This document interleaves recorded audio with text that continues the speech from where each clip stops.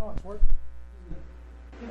Probably going to get a hard copy of water this one. I'm going to come sit on your lap. Can I steal this from you for a minute? Or probably just That'll easier start for a me to scandal. type But I this can in. get you to do it. Yes. What? Get to that page and it's done. Don't they provide printed copies? You had that page at your home, so. Yeah, they probably did back in the day. Yeah. Not that, it's not like it's like prehistoric times. That's true. That's true. Several years ago. No, you're right about that. Hey, Aaron, did you hear that? Yeah, I did hear that. Okay. Yeah, we, Can we get some printed copies? yes, so our firm policy changed on the paper copies.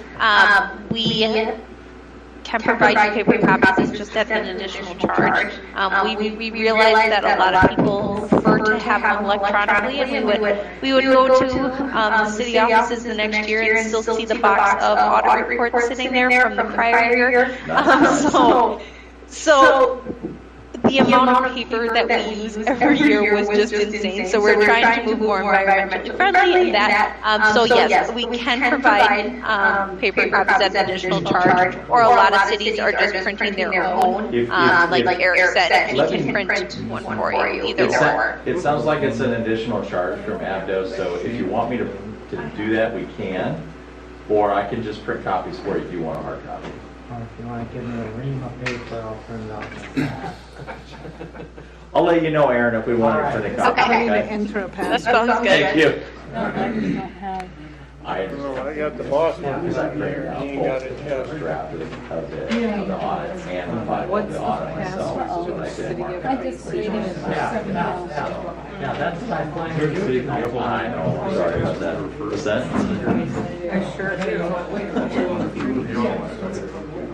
because I had it at home. There used to be one that you don't need an passport, but I don't see that one. You got to go on vacation for 4 months. We need to receive Day off is a good for you. You must have been on vacation. I was on vacation the whole week of the 14th. You go. Be gone the 9th of August. Sat in the middle of the woods. And Then I waited for a few seconds and said, can I? What'd you do? I wonder what the words are. Say there ain't nothing. going in and out. What's that? Nope, I just didn't put- do I wonder anything. what the words are that you're using to clean it. Oh, no. Sure. I mean, it's Tuesday. That's. Well, let's make sure one works first. No, but it was not. Yeah, but now it's. I said, It's not. no. Get them in? It's hard to Kind of going in and out. Friday. I'm online, Jerry. Well, I was too, but now I'm not. I can't remember. I don't know what the password is. Yes, Wi-Fi? Have you tried scrolling through your screen stuff to see if you're able to load? I'm on my screen now. So can you load? Can you go to the other pages? Pull up the marketing piece and do that for me. Yeah, Is that the 17th. is that the right one? Did you get in? Oh yeah. Yeah. 228. Yeah, one more. Tracy, I'm at one. Last Friday. It's the first Wait a batch minute. Where's my stuff? Is that the right agenda for tonight? It's the new, isn't Disney though? It's the new thing. That was, they had it. So On your tablet or on your iPad, is that the right agenda? are you getting a different agenda? Red zone. Yeah, I had to write it. Okay. Yeah. At least I could pull this. You're fine. I don't know what the password is. We need to have them clean it up. Because I can hardly ever get on the Wi-Fi anyway. It's terrible. Might be, I don't know. That's my point. You know, in some parts of the building, you can't. Stand at the desk. I was like, yeah, where's the Wi-Fi? The guest house on the other side of the stairwell there, it's all concrete. Yeah, it's not a good place to put it. That's okay. I'm gonna see if I have. All right, I'm there. Well, you got, I mean, not the whole thing, I I don't. think we printed enough Thank agendas you. so everyone has an agenda. I think the issues are not able to. pull it. Well, I don't know. Shane thought I was, and then I was, but then I wasn't. people on it. Oh, cold ass. I don't remember what the password is. It's been like 4 Can I years. do this and go into it that way? That's for that one. Not for the board. I get Gonna that have to come back. all the time, but some things Download. goes off just like. I've only ever seen the city of So, Tracy what once. did you do to your wrist? I broke it. See, Chris is gonna have to come back. Were you that bad? No. Oh, you know what? I was Because playing these in a are baseball just- game yesterday. I dove for a So ball their stuff, it's in left field, Here. and I put my hand down Here you go. and broke it. And then I played the rest of the game. You dove over the fence, right? No, that's what it is. Well, at least you weren't like the Cleveland right fielder. Where did you get yours? You see that one? Yeah, there is a No, I couple didn't. follow-up. I heard about it, but I didn't see it. There is a couple follow-up questions you can ask. Who puts the old guy in left field? I'm the young guy on this team. I mean, there's like, He has a we have guys in their 70s. And did he catch it? Thank I you. did not catch it. Thank you. He's got a cannon for an arm though, so that's... I do, but relative to this team. Okay, we will call to order the Tracy City Council meeting for Monday, June 28th. Stand to see the Pledge of Allegiance.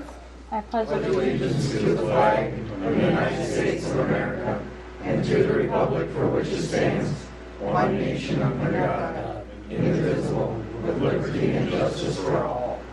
Tam's doing the invocation? Yeah. Sam, you want to do the invocation? Yeah, nice and long.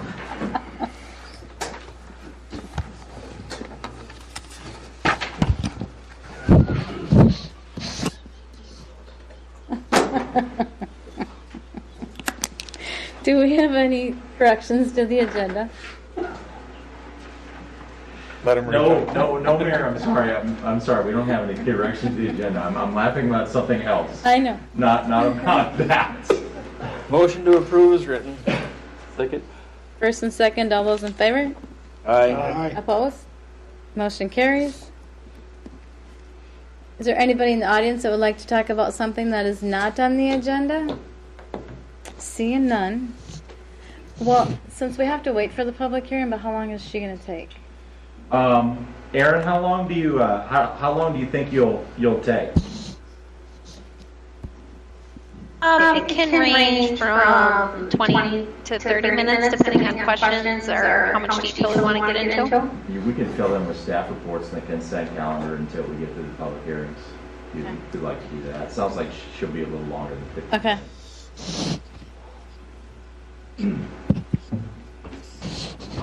Sorry. Do we have somebody that would like to make a motion about the consent calendar? Sure, I'll get back to my normal job. Motion to approve the June 14th minutes. Approve municipal accounts payable and payroll without Breakthrough Beverage and without Corman Contracting. Approve the municipal accounts receivable. And then do we have to set times for those ordinance or those public hearings? Yes, they're actually supposed to be for, and they are, actually. Trying to remember when we set them. We set them for the July 12th, or did we set them for July? Let's set them for July 26th at 6:45 and 7. 6:45 for the first one and 7 for the second.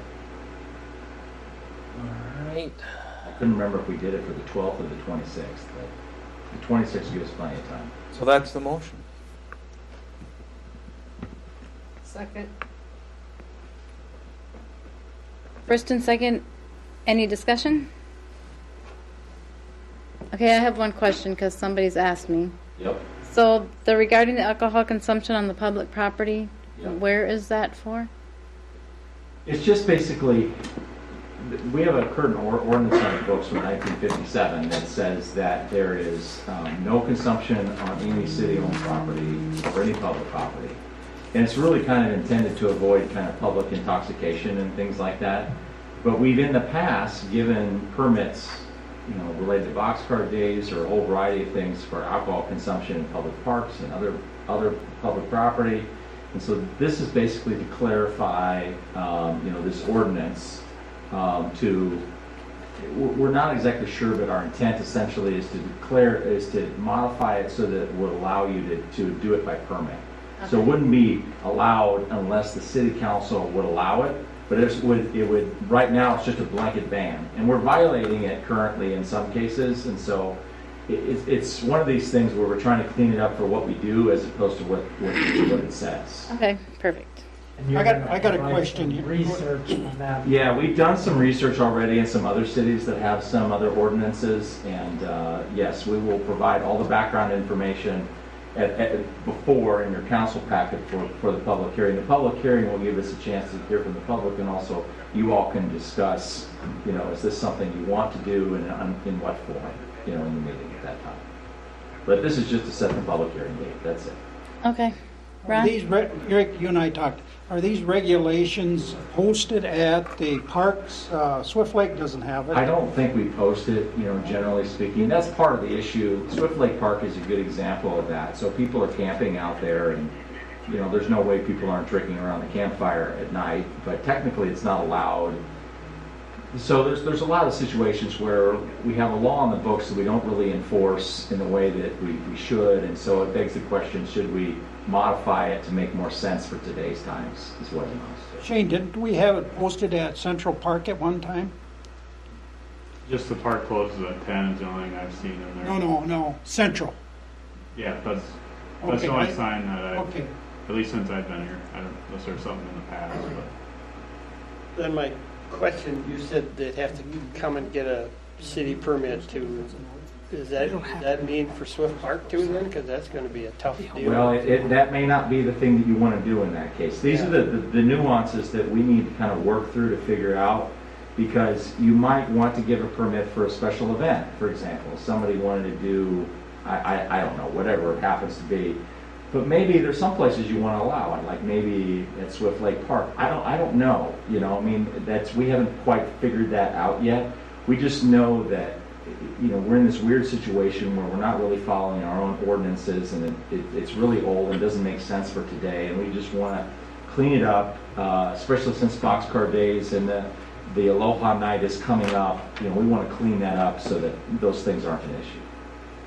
But if a person was to have, say, Dave's 50th birthday party, then you would, and you're going to have alcohol outside, then you would need to come to the city council? Conceptually, yes, but that's ultimately for you to decide. But yeah, you might want to have something like that, but currently it's not allowed. So before the public hearing on the 26th, you'll get us something to be looking at. We'll provide some information before that time, yes. This is just to set the date. That's it. You'll get us information That's before. it. We'll get you information ahead of time. And in addition to that, even if you have the public hearing that night and you review the ordinance, you don't have to adopt anything that night either. You can also have us come back with changes, or you can think about it. That's really just the time to get, public input on the ordinance. Will that give us enough time for Tam's Aloha Night? I think so. I mean, it's scheduled for the 30th, and technically speaking, any changes we make can't happen until 30 days after, because you have to wait 30 days for the ordinance to go into effect. However, it's not the kind of thing where if we passed an ordinance that we would, enforce, given the fact that it's 30 days, because we would know what the intent is. Okay. With that, roll call, please. Dave Teagues? Aye. Eric Gorman? Aye. Kublin? Aye. Schmidt? Aye. Tao? Aye. Jones? Aye. Landau? Aye.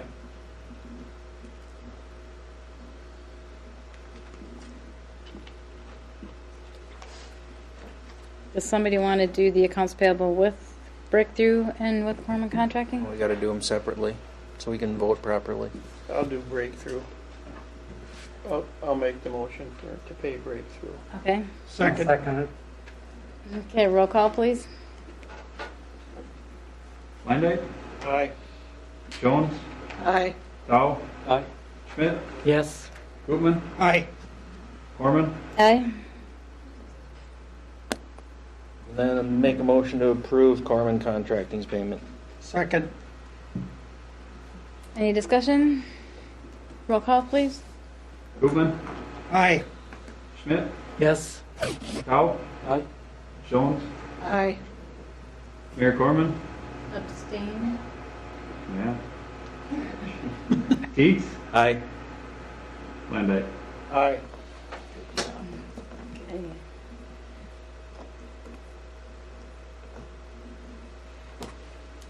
We have 5 minutes before our public hearings. Anybody have anything for mayor communication?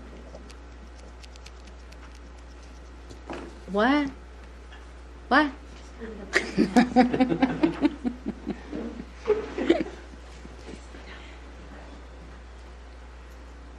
Does there anybody have anything for mayor council communication? Okay. Tim, would you like to do your No, she can't come to us. Favoritism.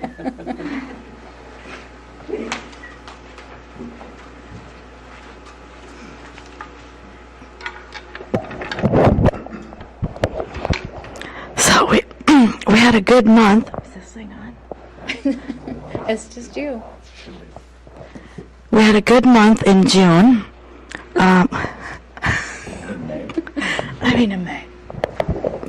We had a good month in May. We did 84,300 in sales. Our cash flow was a little over 35,000, and our net income was like 24,000 for the month, which is really good. But June is probably going to be a little offset by that because of how bills get paid and how purchases get purchased and that kind of thing. So just want to tell you, it kind of evens out in the wash kind of a thing. The Aloha Night, we're starting to do some planning for that. If anybody has any questions or any suggestions as far as the Aloha Night, we're all ears for opinions. We started, I think, got a good head on it so far. We're going to donate, I don't know if I told you guys this last month, but we're going to donate part of the proceeds back to the Tracy Education Committee this year. And then next year, if we can keep doing this as an annual thing, we'll have a different charity that we donate proceeds back to. So it's kind of a community event, but yet we're giving back to them as well. You mean the Tracy Education Foundation? Is that Yep. who you'd be giving money to? Okay. Yeah. And that is July 30th, Friday, July 30th. I think I said last month, too, if anybody needs any hand sanitizer, we still have some that we're willing to donate to anybody who needs it. And the birthday club response has been really good so far. And anybody else have any questions or suggestions? So at the birthday club, you send someone a card before their birthday, and then they get a discount? So anybody that's signed up in the loyalty club, when they signed up, they gave us their birthday and their address, email, that kind of thing. Mm-hmm. So that's one of the things we pulled out of that, and send them birthday cards in the mail. So do they get just a birthday card, or do they get a discount? It's a birthday card, and then if they bring it in within that month, they get a discount. So 5% off of spirits or beer and 10% off of wine for that one time. Anybody else? Thank you. Thanks, Tamara.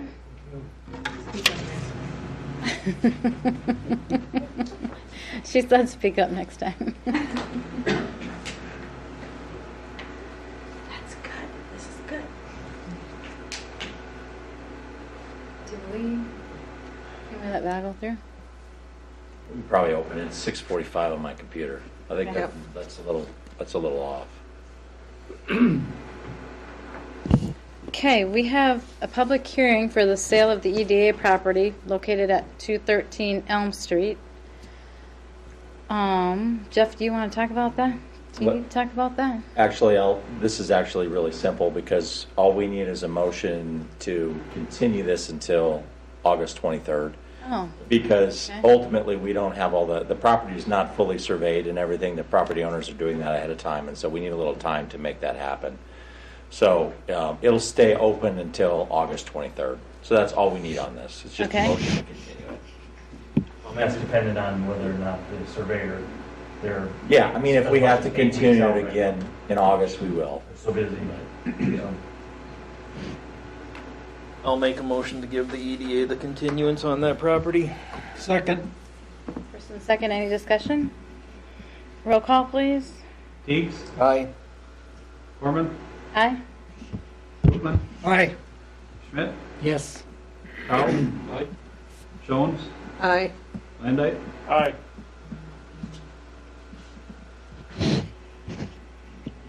The second one have a time attached to it? 7. Okay. We can go back to department head reports if you'd like. Yep. Val, you want to go? I don't have anything to add for you. Just want to do a PSA that we have our pint-sized polkas this Wednesday night at 6:30. A little music program for the kids. But I have adults asking if they can come too, and absolutely everyone can come and enjoy the music. It should be fun. Does anybody have any questions for me? Val, you mentioned in your report something about a book club. Could you say something about that? Is that a library book club? Yep, our book club has been going on for about 8 years, I think, since before my time. And we meet on the third Thursday of every month. And we usually have around 9 or 10 people who attend.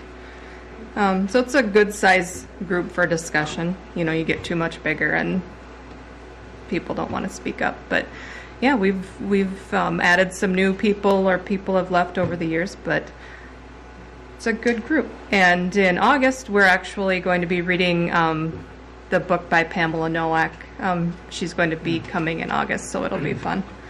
Well, how does that work then? Everyone reads the same book, and does everyone buy a book themselves? No. Or can you get extra copies? Yeah, we get them through the library. Oh. When possible. Sometimes people have their own, but yeah, we get them through the library. So if somebody wants to join that, they just talk Yeah. to you or Diane or somebody Yep. at the library? Just come in and talk to me or leave me a message and I'll get back to you.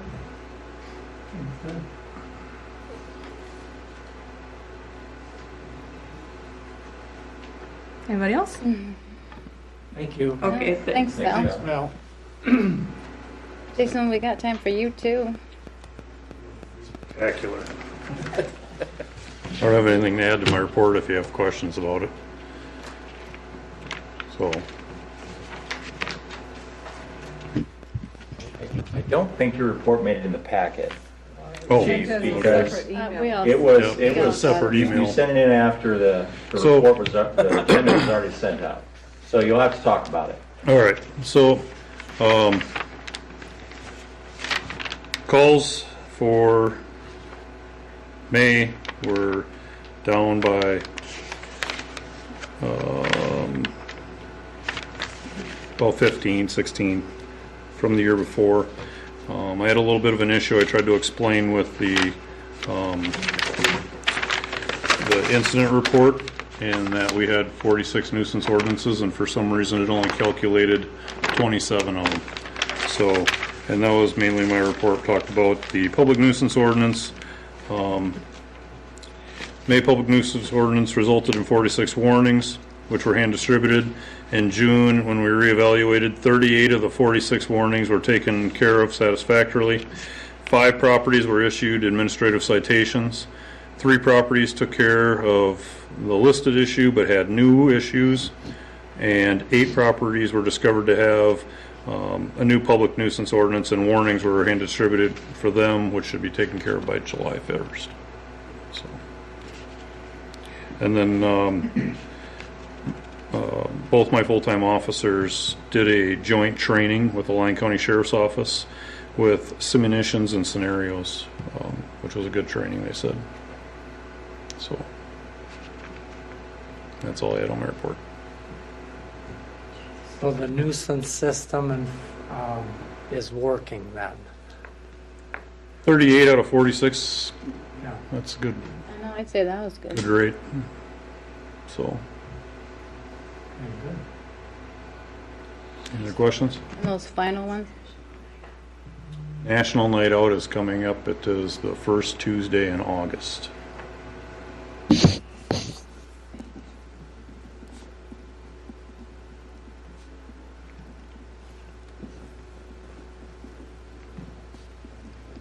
So the nuisance people that have still are sitting out there, are they working with you for the most part?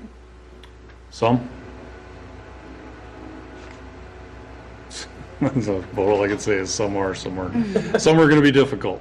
So we serve nuisance ordinances on one who's currently incarcerated and might be facing some long-term. Serve nuisance ordinance on the family of another party who's incarcerated. Trying to get them to come down and take care of issues on the party's property. So, which some of the issues were taken care of, but there's still some stuff there. So. Okay. The one you're talking about, Jason, is that a rental or an owner? Both. They're both owners. Both owners. Yeah.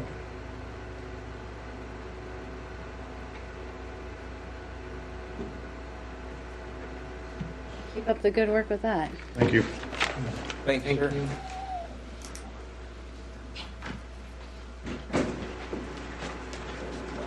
So, Jeff, do you have anything you want to say? I'm a little long-winded tonight. Krista, are you long-winded tonight? Possibly. Oh, what is up with you guys? All right. Well, somebody. I'm not. Shane. Shane can go. Shane can go, but Shane, you have 8 minutes. No, I asked before. You guys are going to be long-winded. We're going to need pizza and stuff here. All right, so mowing is going to speed up now because it finally rained.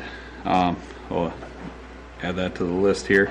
As I mentioned in the report, we're scheduled for a state inspection at the pool on Wednesday this week, so that'll be getting completed. Just some highlights: we installed two benches, and there'll be a little bike service station being put out at Swift Lake Park. That was all received on a like the SHIP grant. It was actually last year with COVID. We never were able to complete it, but Where are they putting that in? it's actually in. There's one towards the west side of the park and one towards the campground. Because the stipulation of the grant, it had to be along the trail. So we kind of spaced them apart, so there's a couple of rest areas. Oh, that's nice. They look nice. The bike service station will be put in this week. It was actually supposed to be this afternoon, but they got a little washed out. So pavement maintenance project, we're got the first round of potholes. They'll be coming for the second round later this month. There's roughly about $60K left in dollars for potholing and overlays. And then the crack sealing seal coating is going to happen mid-August. That's going to be right around the $200,000 mark, which will take up all the funds that were budgeted for that project. I guess I do want to make mention to residents to not blow grass in the streets, because we got that downpour today, and that was the primary cause of blockages in the catch basins, and I'm sure there's a few more. I mean, it's later in the day, we didn't have time to get all of them, but that was the ones we went to. That was the main problem there. I want to also make note, there's lead service lines found in the street project. I think it's coming up for discussion later, but there's actually, they were lead in the streets, and they were found once they put the services in today that there's plastic and copper going into the house, so that'll actually get taken care of. But there is another one that's potentially going to be lead, so we just got to come up with a policy on how we want to deal with dealing with lead service lines. It's actually the line from the main to the actual structure that they're finding lead on, so it's not the city main, but it's going to be very isolated, but obviously it's not a healthy thing to have it running into your house. The state's got standards on the lead and copper rates that you can have in your drinking water, and we do tests for those, but talking to the Department of Health, they don't require cities to get them removed, but they strongly encourage it. It's for the health of everybody.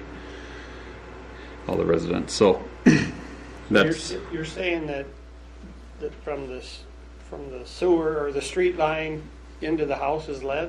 Is that what you're saying? If I heard you right? yep. So is that the city or the homeowners? Well, during the project, they take care of everything to the curb stop. Yeah. So if that lead line continued into the house, then the homeowner would be responsible for that portion from the curb stop to the house. But the two that we thought were lead were actually just lead in the road when they found them. But when they got to the other side of the curb stop and did the curb stop installs, there was no lead found there. There is one later in the project that we suspect is lead, but we haven't got a confirmation on it yet. But last year we did not find any lead lines in that project, which is surprising for its age, because usually lead coincides with older properties, and say they're either replaced over the years or it was just out of the era that they used lead service lines. But they're fairly common, but they definitely need to get them off the system. Any possibility we can during the project's the best time to do that. So that's kind of the plan or the policy, is to address, if we find them during a project, we need to have something in place where we find them, then we got to have something to get them removed off the system during that time. Because we're not going to go dig around for them and see where they are, but once the projects come along, it's going to be a lot cheaper for the homeowner and better for the city to have them done during that time. Shane, once they're done, do you log all this somehow so you don't have to go back and? Yeah, everything that's been done in the last 20 years, there isn't any lead in those projects. If we find them, then we log them. But if we find that they're not lead all the way in and they've been replaced during the project, then obviously we don't log them then, because we know that everything's going to be plastic coming in. So. Yeah, Do we have a program or a thing in place for the homeowner? Say they can't afford to do it themselves all right away. Is there a way to help them out? Or they have the option. Like, I know the council's agreed in the past for the sewer services, getting those separated or what have you. But that's an option too. Is just have another special assessment over time. That's an option for them. But as far as grants, I talked to the state. There really isn't anything unless, like, if the whole town was lead, or you had a big area that was lead. He said for isolated incidents, that they only pay up to 50% of that grant. And what the state told me is if you take care of them during the project, 50%'s you already saved 50% because the hole's open already. You're just continuing it on. So they said for one or two, it says it's not you're not gaining anything as far as the grant goes. We did that with that last project where homeowners, if they opted to do the work, Correct. They could put it on with the assessment. Yeah, I think they spread it over either 5 or 10 years. Yeah, I can't remember how many years, but I remember we approved that with the last project. So. They waive the special assessment procedures, and then Yes. they agree for it to be assessed to their property over a term of years. We've done that There's two on parts other to it. projects too, in similar circumstances, so yes. Yeah, I mean, ultimately, that's something we would do as a matter of course in this case. What we're looking at for the public hearing that you said earlier is really about when we discover it, we don't just want to leave it in place. And so we essentially want to recognize how we're going to handle it when we find it with the homeowner. And ultimately what we're leaning towards is essentially requiring that it be removed. We don't think it's safe for folks to have that. And like Shane said, we've only found a few where there was a little bit, few meaning 3. So this isn't a big problem by any means, so I don't want people to be concerned, but it is something that we could discover again, and we need to have the tool to be able to deal with it when we find it. Any other questions? Your time's up. See, told you. I do have a comment I need to talk to you about, but we'll do her first. we got to open the public hearing. Yeah, we'll do that first. So we will open the public hearing for Gary and Jacqueline Rupert for the abatement. Yeah, let's have Jeff come up and explain it, and then we can hear from Jackie Rupert after that. Yeah, if you want. That's just a continuation of the abatement program that we have for the city taxes for a 3-year period, like we did for 40 Pine Street, and we did it for the new house on Union Street, the new house on, I won't be able to think of the other house that we did it on, but it's also for a couple of the businesses here in town, and then this was one of them that Jackie hadn't moved in yet, so we pushed it off a little ways, and it just finally came up for this year, for 21, 22, and 23, for building the new house. This is Jackie Rupert. She's the one that owns that beautiful house on the corner 10 Pine Street. So I never thought of you coming up here, but I never even thought of it because everybody's had their name up here. So that is it. So that's what the public hearing is about, just like all the rest of them. Did you want to say anything at all, Jackie, or are you just here for your own moral support? Just hoping you go through with it.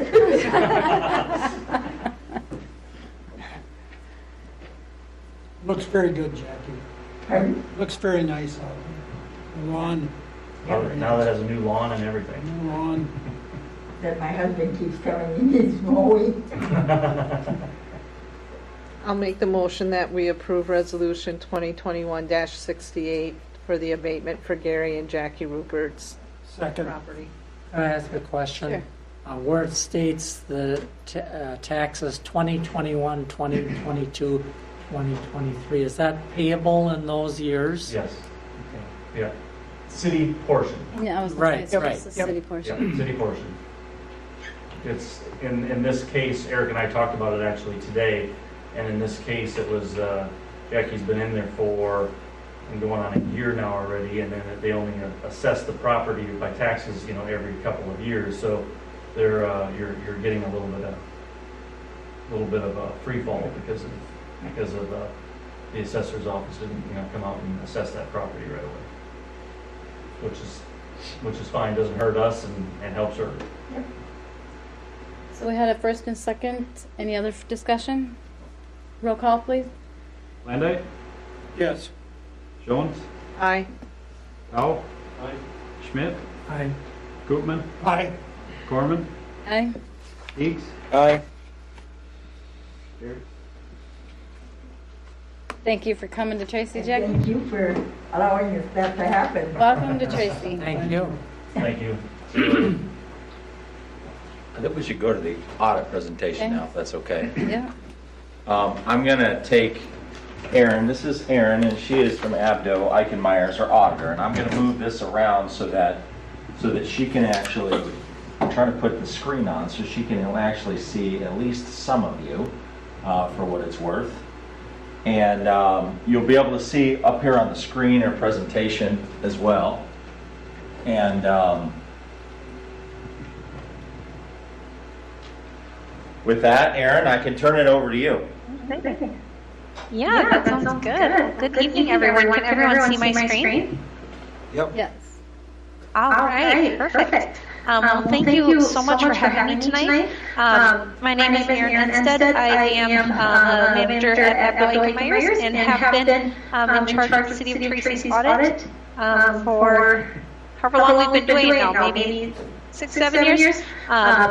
So always enjoy coming to Tracy and seeing all the things you guys have going on, especially the last couple of years with all your projects and that. So if you guys have any questions at any time, please don't hesitate just to interrupt me and ask. What we'll be going through is kind of high-level overview of things, and then if we want to get into details, I'll pull up more information on the details. So we'll start going through audit results. So the first thing is auditor's opinion. So our job is to express an opinion on the financial statements and make sure the financial statements are free of any material misstatements. So we express an opinion as an unmodified opinion or a clean opinion, which is a good thing that you're looking for.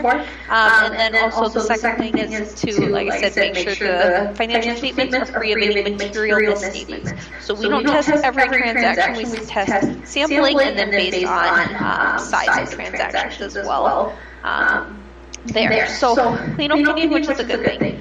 The second piece of your audit is a single audit. So because the City of Tracy receives over $750,000 of federal dollars, I should say spends, not receives, but spends over that $750,000 threshold, a single audit is required. So because of your major projects with USDA, that's all federal funding. So that's been the major program the last couple years and will continue to be a major program as well. So we did do, it's kind of basically its own program audit, testing the expenditures, testing, procurement, making sure you're getting bids when necessary and quotes when necessary and that. So we do a variety of testing related to the single audit or those USDA dollars. So we didn't have any findings related to the single audit, which is a good thing. And kind of the last piece of the audit is legal compliance. So there are certain state statutes that the city is required to follow, things like contracting and bidding, making sure you guys are going out for bids and quotes when appropriate, looking at conflicts of interest, looking at bills are paid on time, making sure your deposits at the bank are appropriately collateralized, and that kind of a variety of things that we're required to test. So based on our samples, we don't test every transaction, but based on the samples that we tested, we did not come across any compliance issues either. So that's a good thing. And we'll go through the 2020 audit findings, so similar to what we've had in the past. So preparation of financial statements. This is just saying we did prepare them. We prepare 100% of our clients' financial statements with all the GASB requirements and no disclosures. It would be very tough and very costly for a city to prepare them. So something very typical that we do. Limited segregation of duties. I would say this does not mean that there are not controls in place. It's just not the ideal controls. With the finance director position added now in 2021, controls are, whenever you add another person, that just makes controls that much better. And Eric and Chris are working really hard to try to eliminate the segregation of duties. So next year, that could potentially go away, and that's kind of the goal, is to eliminate that finding. And same with the next one, material audit adjustments. This is just saying that we had some larger adjustments that we needed to make sure that the financial statements were free of any material misstatements. Just with the projects you guys have going on such large dollar amounts, this is something that's been kind of tough to avoid. I think, with adding Krista, having the finance director and that knowledge there, that this is going away next year as well. So, but for 2020, those were the findings. Then we'll take a look at your general fund balance. So you can see a couple things that I want to point out. So the red line is your budget. The gray bar is your fund balance policy, and then the blue is your unassigned or your available fund balance. So a couple things. You see, obviously, from 19 to 20, the budget did increase quite a bit. A lot of that related to transfers out. So there were 680,000 transfers out that were budgeted, but you actually only had 186,000 that were transferred out. And we'll get into kind of what was transferred out there. But kind of this year, we'll see a lot of changes kind of as we go through. But this year, we worked on really closing out all the old funds and getting them ready for the new chart of accounts that happened in 2021 with the new software and whatnot. So it really is going to clean things up a lot. So Eric and I talked and whatnot, and we didn't really want to do a lot of the budgeted transfers because there was just money moving between all these funds and whatnot, and really taking a look now at cleaning things up, consolidating funds that should be consolidated, and that. So that's really a bulk of the increase. The other part of the increase was COVID. So the CARES dollars and the CARES expenses related to COVID. So because then you'll see next year it goes back down. So with that, your unassigned balance does kind of fall below the fund balance policy of the 35 to 50%.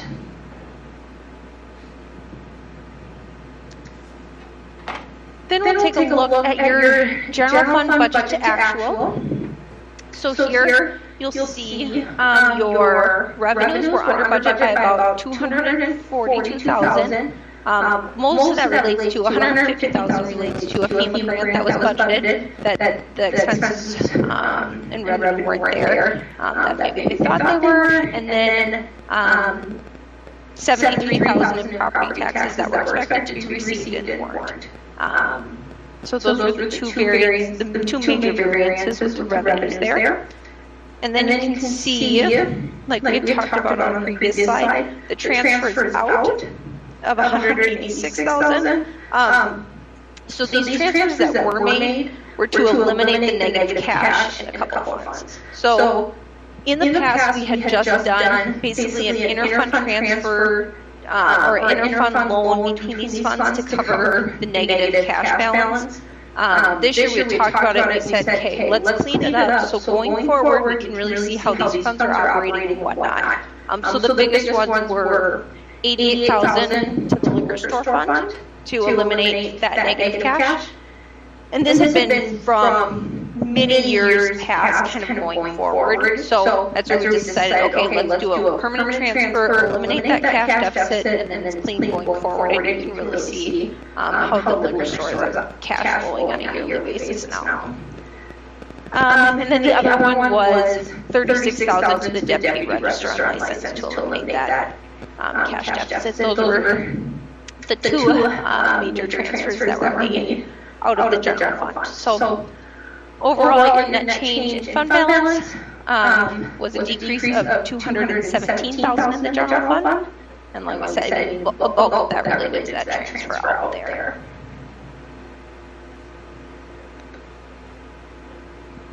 Then we'll take a look at your general fund revenues by type. So this looks at kind of the trends over 3 years, just to kind of see how are your revenues trending and whatnot. So you can see taxes are relatively stable over the past 3 years, no major changes there.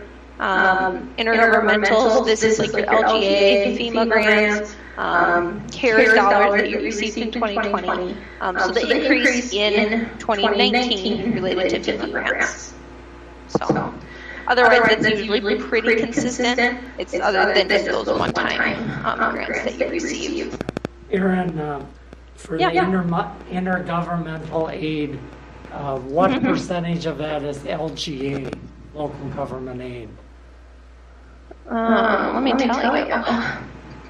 LGA is about $1 million a year. So Last year it was $950,000. Okay, so it's the vast majority. Yeah. So it's a majority of that, yeah. It's about 92%.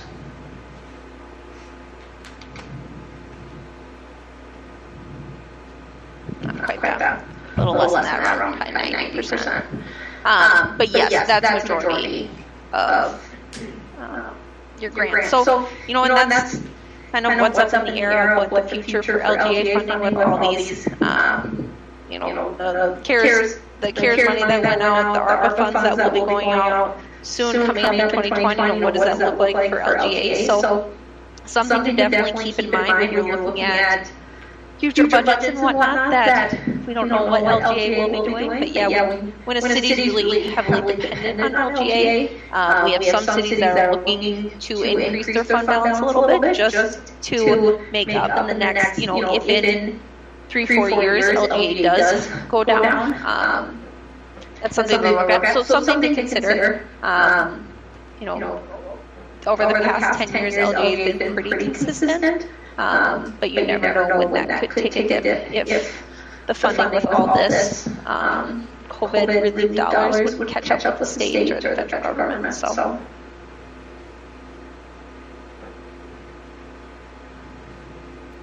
Then taking a look at your general fund expenditures by type over the past 3 years.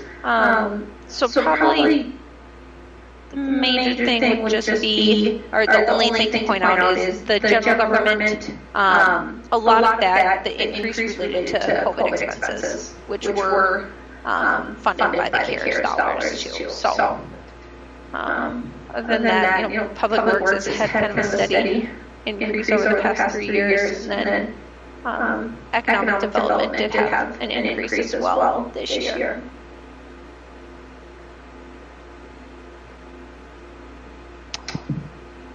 Then taking a look at your capital project fund balances. So you can see here your Phase 3 project. So this is just spending down the bond proceeds that have been issued in the past, and now you're spending down them as project costs are incurred. So that's that decrease of 1.6 million. And then you can see through here a lot of these is part of the cleanup that we did this year, or that Eric did, and his team all worked on. Kind of all these separate capital replacement funds will now be combined into this permanent improvement fund. Sorry if you hear a toddler crying in the background. He's kind of sad that I'm not talking in tonight. So not love. So that's what these are doing. That's why they're zero now. It is moving into that permanent improvement fund.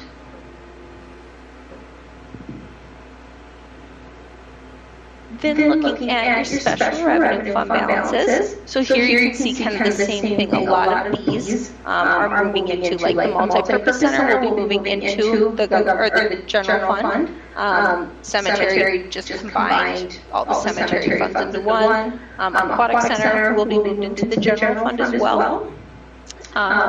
And there, so that's where you'll see some movement. So I think it will really help just make things cleaner going forward, and you won't have as many moving pieces, not all the transfers in that, when general fund is really supporting a lot of those operations. So I think things, like I said, will be a lot cleaner going forward, and make your financial statements hopefully a little bit more easy to read. So that's always a plus too.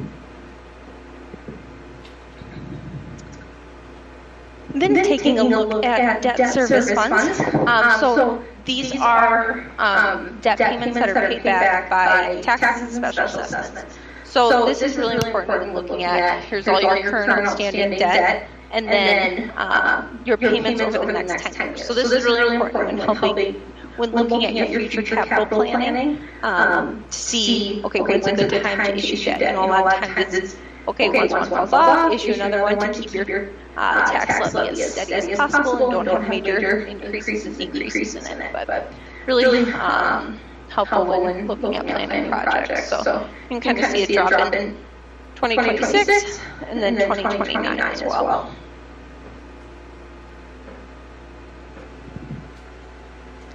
Then we have our water fund. So you can see here. The top, so I should say, so now we're switching to enterprise funds. So an enterprise fund operates a little bit differently than your governmental funds. The governmental funds are mainly supported by your taxes and grants. Your enterprise funds should really be basically operating like a business. Their charges should be enough to cover all of their expenses. So that's what the top graph is looking. So looking at that blue bar is your operating receipts, the gray is your operating disbursements, and then the green are your debt payments. So you can see the water fund the cash that it does have in there, like in 2019, is due to the bonds that were issued for the Phase 3 project. So those are all restricted dollars. But you can see we are building that, so it's up to 62,000 of unrestricted dollars in that fund. So it is slowly but surely building. But obviously something to monitor in your rate study and looking at that it's just constant monitoring of what the cash flow looks like in that fund.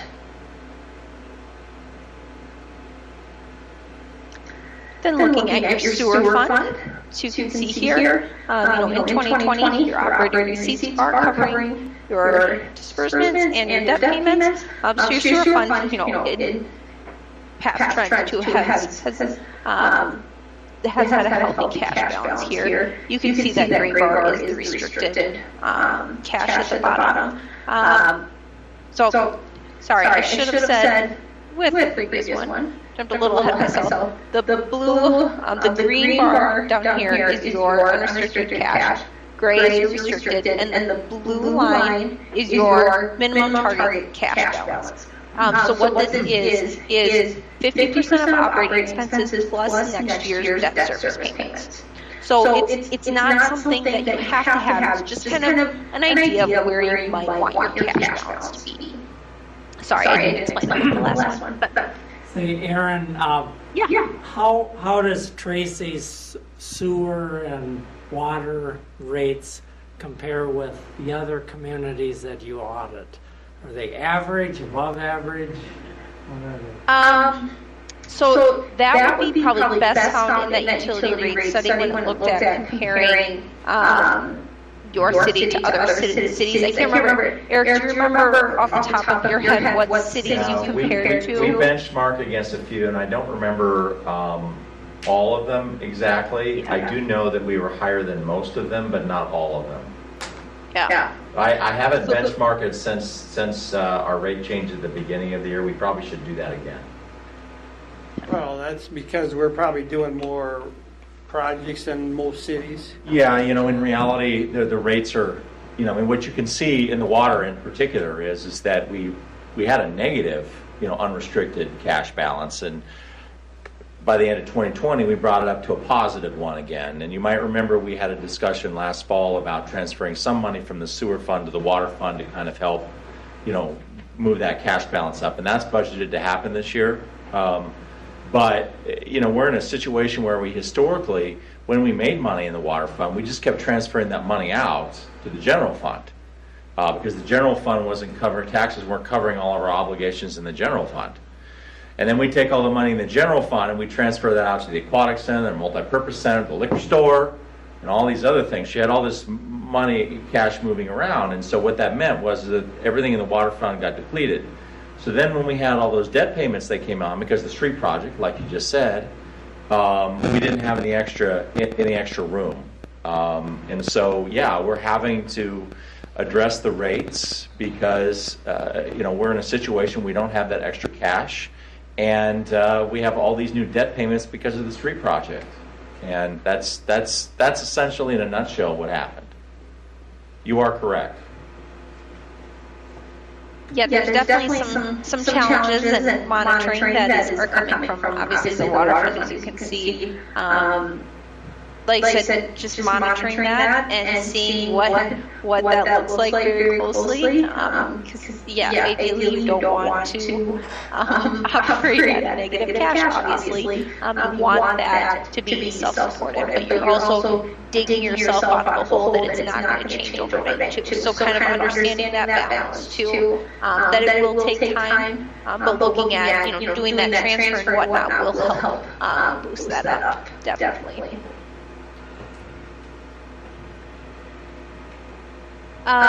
So moving on to the sewer, then looking at that, so you can see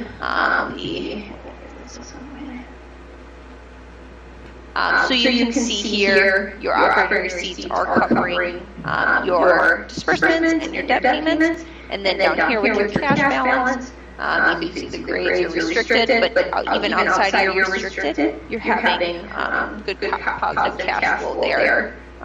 With that. So, basically we say, anything above the the blue line to your cash balance would be that anything that could be available for capital repairs and maintenance, anything like that. Obviously, that transfer will come out of that balance as well. So yes, your sewer fund is obviously healthier than your water fund. And this is probably more typical of what we see at other cities. I don't have information on rates, but like I said, that rate study would give you that information. But this is usually we see enterprise funds pretty closely following that blue bar, if not some above. So I would say the sewer is much more what we see in other cities, if that helps you a little bit.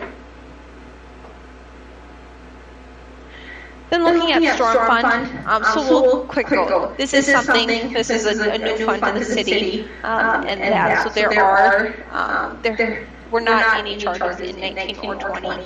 The blue bar, and there are the operating receipts. This was a grant from Lyon County for a storm sewer study, so that is that piece. So, something that it does have dealt with the projects and special assessments that will be collected in here, and looking at charging a storm sewer fee as well. Eric, that's the route you guys are going. We're already charging storms. We started that in January, yes. Okay, that's nice. So yeah, so next year, so this won't really, until next year, once you really start getting your charges and normal expenses in there, then that's something you'll really look in and see. But why is this great? It's just the project cash there.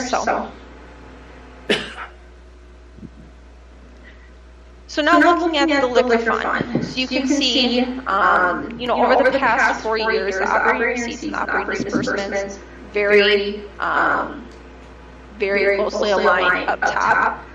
So then I get a lot of questions of, okay, then where's the cash balance if everything's supporting itself? It's capitals and repairs and maintenance. Those are the items that really eat away at the enterprise funds, and specifically here for liquor. So here, there was that transfer from the general fund to the liquor store fund to just eliminate the cash deficit.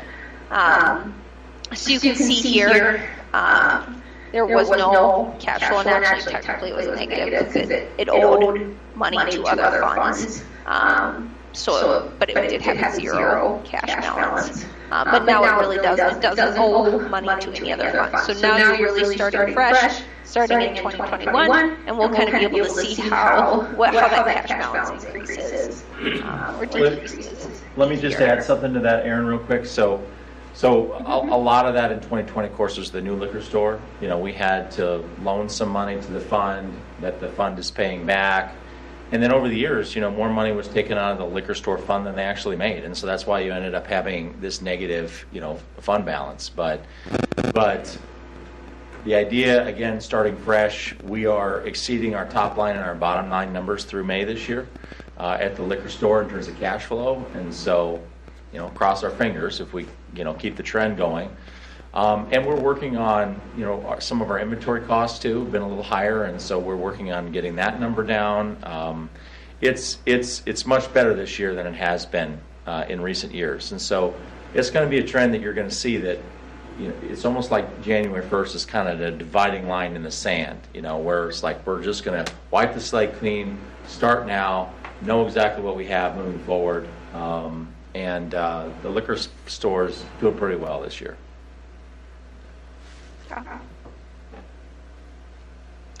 And so here you'll see kind of the some statewide averages. So this is something that the OSA publishes and puts out there. So you can see, like Eric had said, you can see, the bottom is the city of Tracy. So your income before transfers is 2.1 in 2020 compared to 8.1 in 2019 for the statewide average. You said next year will be interesting to see, just looking at, okay, what are the costs, what are you charging and whatnot, reevaluating some of those expenses and the revenues going into the fund, and that. So it'll be interesting to see kind of how that does this year, but hopefully, like Eric said, that it turns out to be a good year. So. With something like that, would it pay to have a 6-month look? Or we can do that internally? What do you mean a 6-month look? Well, how the liquor stores doing, say, for instance. Oh, yeah. Well, I mean, that's why ultimately you get a monthly report. And we could certainly we're going to ultimately do a 6-month look on everything when we do the budget discussion. The next one on July 29th for you. We just kind of been waiting for the month of June to end. But we'll go by fund with our budget information, so you'll get it. Yeah, absolutely. Yeah, and I think that's a good idea. Obviously, monitoring it more timely. It's not great to wait 6 months after 2020 is done to see how 21 or how 2020 ended up. So yeah, I agree. Good at monitoring monthly and that at these meetings. Then looking at the deputy registrar, so this is a fund that should be basically just operating on itself. That it shouldn't be costing the city money to operate it. It should be paying for itself with the charges that bring in, and then expenses going out to the state. So here you can see there was that transfer from the general fund just to eliminate this negative cash as well. But otherwise, this fund we could probably adjust that target cash because you're not going to have a reserve set in this fund because it should be just operating at its cost. So. Let me make one other comment just for the council's edification on this particular fund of why it went negative. So what we used to do with this fund in the past is we actually budgeted one person's salary in that. And we accidentally, I think in maybe early part of 2020, we're accidentally paying out 2 people's salaries out of that fund at one point, just accidentally. And this just kind of goes back to some practices of the idea of I think a previous administrator wanted to justify, why we had so much staff, and so therefore they put the FTE, the position in this fund, but it doesn't really make any sense. So we didn't do that in 2021. All you're going to see in the license fund is just how much money we brought in and how much money we send back to the state for driver's license and whatnot. And everything else is budgeted in the general fund. And then anything we make at the end of the year, between the difference between what we send to the state and what we take in, is going to be sent back to the general fund. That's all it's going to be, from here on out. It's a lot more transparent and clear that way. But that's how we ended up with that really weird negative balance. And when you see these negative balances too, the other thing to point out is that it doesn't change how much cash we actually have on hand. It just changes what bucket it's in, if that makes sense. So we still have the cash available. It's not like it goes away. It's just in a different bucket. Okay, so let me ask you a question about that. Sure. So if, like, the person that does the deputy register, their wages are not tied into the expenses and the income of this? No, they're not, because in reality, all of them do. We have 3 people that work the counter, plus Krista works on the project. I work on deputy registrar stuff too, So in reality, you can't say it's one person's responsibility. It's a shared responsibility, which is why it makes more sense in the general fund. It's not quite like the liquor store where the people in the liquor store only work at the liquor store. But then you're not budgeting, you're not taking anybody's wages against this? Ultimately, what's happening is the money we make out of this gets put back into the general fund to support the wages of the people that are actually working on it.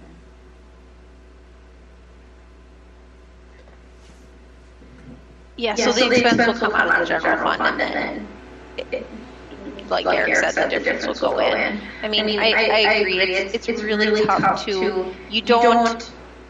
It's not like each person codes exactly. They spend 15 minutes for register, for license of what today, and then tomorrow they spend 3 hours, or whatever. So it's really based on estimated time, and with that, probably very challenging because a lot of people touch this fund. So I can see where it makes sense to just go about operating it like this and then transferring that out each year. So basically your administrative revenue will be the transfer to the general fund.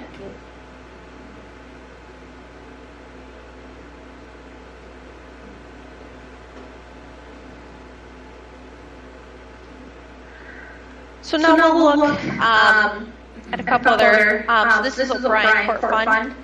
So just to let you know that starting next year, O'Brien Court and Orchard Lane Townhomes are going to be shown as one fund. So we did close that this year, so that's why you see a zero cash balance in 2020, because we did create a new fund that will have both of these funds combined. So that's why that's a zero cash balance there. But otherwise you can see that it is operating at a good cash flow and steadily increasing cash each year for O'Brien Court.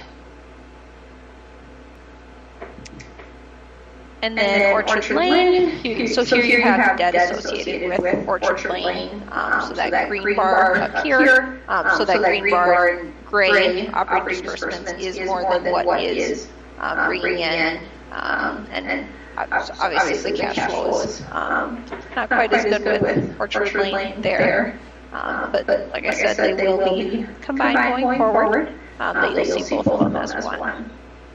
Well, that being said, though, we won't know how we're turning out on each of them separately, will we? That'll just be one big pile? We will, because we have in our chart of accounts system, O'Brien Court and Orchard Lane have separate accounts. So they're in the same fund, but we can tell the difference in terms of what we're expending and bringing in on both of those. Okay. Yeah, we can still tell. Still got an idea. Yep, we can still tell. Yep. Thank you. This is the utility surcharge fund. So this now will be closing with the sewer utility. That really should have been shown there. So that will be shown with the sewer utility going forward. So pretty minor dollars in that fund. And refuse, you can see here, pretty meeting revenues, meeting their expenses there, and very minimal cash sitting in that fund.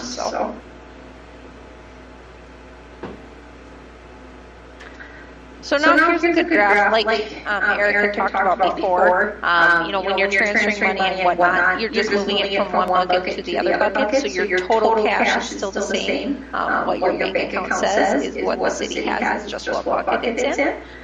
So you can see here, the biggest thing here is the timing. So from 18 to 19, obviously a huge cash increase that really related to the bonds that were issued for the Phase 3 project. So that's where you're seeing that in 19 you had the big increase, and then 20 you're continuing to spend down, and we'll continue to spend down that money going forward. But so you can see a majority of that money is sitting in the capital project funds and the enterprise funds that will be spent down with the project.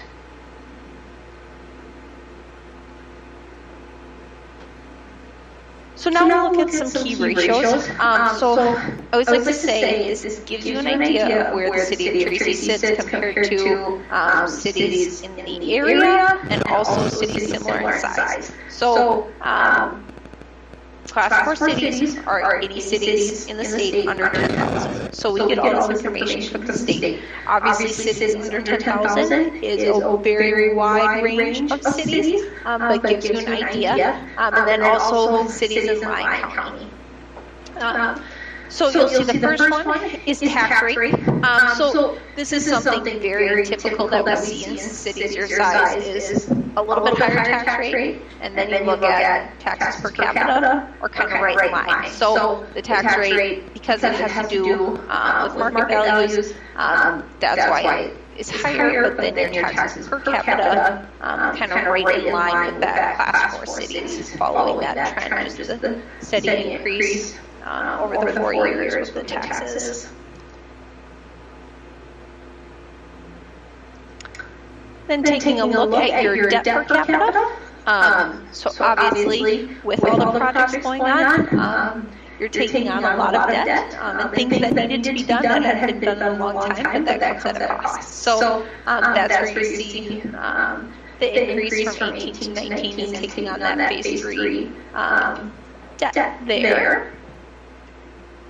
But debt service expenditures as a total of expenditures, so this is looking at the debt that's covered by your taxes and special assessments. So you can see that's kind of a 19 right in line with the other two. That first is total debt, so that includes the enterprise funds. So obviously, with the project, that's very heavy in the enterprise funds. So then taking a look at current expenditures per capita.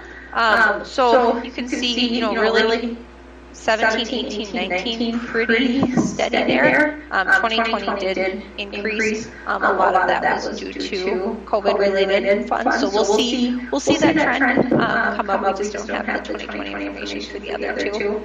And we'll kind of see on the next slide kind of what makes up that increase compared to the other. We'll break it down a little bit farther. So, Aaron, if I could ask you as an auditor for the city of Tracy, do you view the Tracy's debt per capita as particularly concerning? I think that's where we're monitoring the rates to make sure your enterprise rates, looking especially at your water fund and seeing how that's doing. Obviously, anytime, an enterprise fund is having negative cash or not charging enough to cover its expenses and debt payments, that's a concern.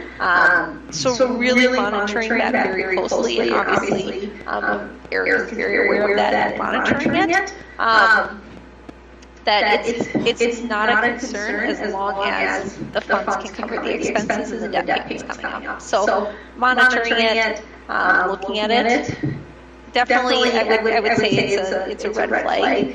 But you guys are doing the appropriate things now to make sure you have the cash to cover the future payments in there. So I think you're doing things right. You're monitoring it. You're fully aware of it and whatnot. But you guys had really old infrastructure that you didn't really have a choice on to do all the upgrades. So you're kind of put in that position of it was time and you had to do it, and it's a very large project and taking on a lot of debt to cover those expenses. So does that help kind of answer your question? Yes.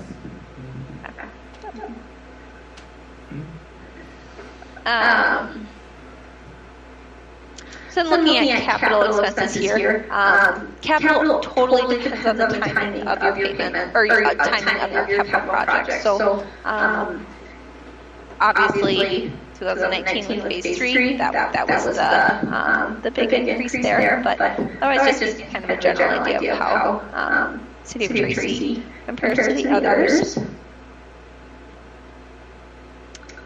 So then on this next slide, you'll be able to see, we'll break it down a little bit further. So expenditures by program per capita. So I was looking here, and I think a big, not a big difference, but one of the things that stood out with community development is that you guys do have quite a bit more community development programs going on there, City of Tracy compared to the other two. Which really probably is part of the driver for this previous slide with the current expenditures per capita. So, like I said, no two cities are the same. Everyone has different programs, operates differently, and whatnot. So, just difference, but kind of helps you see kind of in by category how you compare to other cities. So, and then look at revenue per capita. So you can see, taxes right in line there with the other two. Your intergovernmental. So this is obviously 2020 City of Tracy data, and then 2019 the peer ratio. So that doesn't have any of the peers. So next year we'll see an increase in that with the peers revenue that will be coming in there too. So.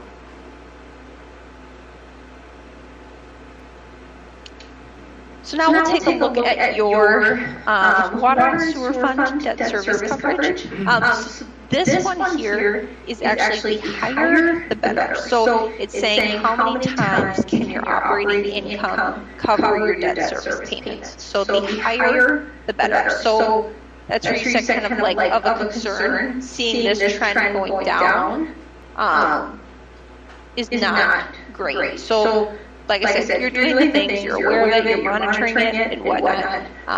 But that's a trend that just want to be aware of to see, okay, we're right at a little under 150% of what our operating income can cover for our debt payments. And your sewer fund here, so I think some of this relates to the temporary bonds refunding. Sometimes the spikes in that, you have the temporary bonds and refunding bonds as well that can kind of throw swings in like the ups and the downs there. But overall, I think your sewer fund is doing well. So that is all I had to go over specifically. Does anyone have any questions or want to go over anything further? Aaron, what did you say then our fund balance is in the general fund? 29%? So your general fund balance, your unassigned or your available fund balance of next year's budget is 24%. Okay. And the recommender, I've heard a figure of it should ideally be between 35 and 50%. Yep, that's what the state recommends, is anywhere from 35 to 50%. So I did send Eric a policy, kind of an example policy that I think he's looking at for you guys to talk about what do you want for the city of Tracy to determine what's appropriate and whatnot. But in general, that's what we see anywhere between that 35 to 50%. Our intent is to bring to you a couple of actions a little bit later in the year. One of them is that fund balance policy, because when Aaron talks about your policy, really it's just kind of a practice.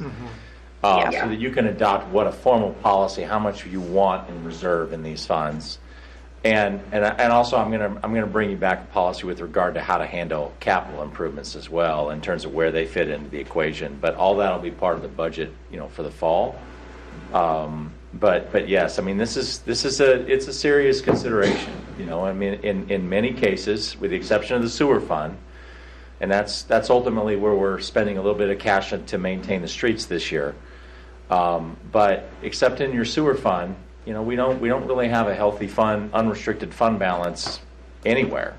And so it's just something to consider when we think about capital projects. It's not a well that we can go to. We don't have a lot of extra savings for those things. In fact, we probably should try to build some of those things. Yeah, I definitely agree with. What do you think led us down this path? Well, I mean, I have some theories. I guess what I would say is several things happen. One is that our debt payments went up, considerably, and so that eats into your cash over time. And so what happened is we didn't kind of adjust our spending accordingly, or our tax rates, or our rates on our water and sewer accordingly to those debt payments going up. When you got $500,000, $600,000, $700,000 more than you're spending this year than you did 5 years ago, well, then all that money has to come from somewhere. In reality, what it was coming from was from your fund balance. The 2020 budget was actually budgeted to spend $500,000 in fund balance. In other words, we budgeted in 2020 more than what we were anticipating in bringing in revenues considerably. So we actually spent less than our budget in 2020. So we monitored that a little bit better. But that's what happened. Why did it happen? Well, I think it's because we didn't have good software and good tools to know exactly what it was. We didn't have a finance director to be able to help us kind of with the numbers. And so I don't think people really knew, exactly what was going on. So I think it's about transparency and kind of cleaning things up and really understanding where we're at. I think we're in a position now where we know what we're dealing with, and we've got plans in place to deal with it. It's about managing it, but we just didn't know in the past, and I think that's the short answer, is that we just didn't know. Take us a bit to dig I mean, out. you guys had a lot It's of going to take a little turnover. while. It's going to take a little while to dig out, but you know what the good news is that we know, and we have a plan to, we can manage this over the next few years. Like Aaron said, and I've told you before, debt starts to go down in 2026 and then 2029, and so it gets a little better over time. We can manage it. That's the good news. I know that it's kind of a tough pill to swallow, but it's not an impossible task by any means.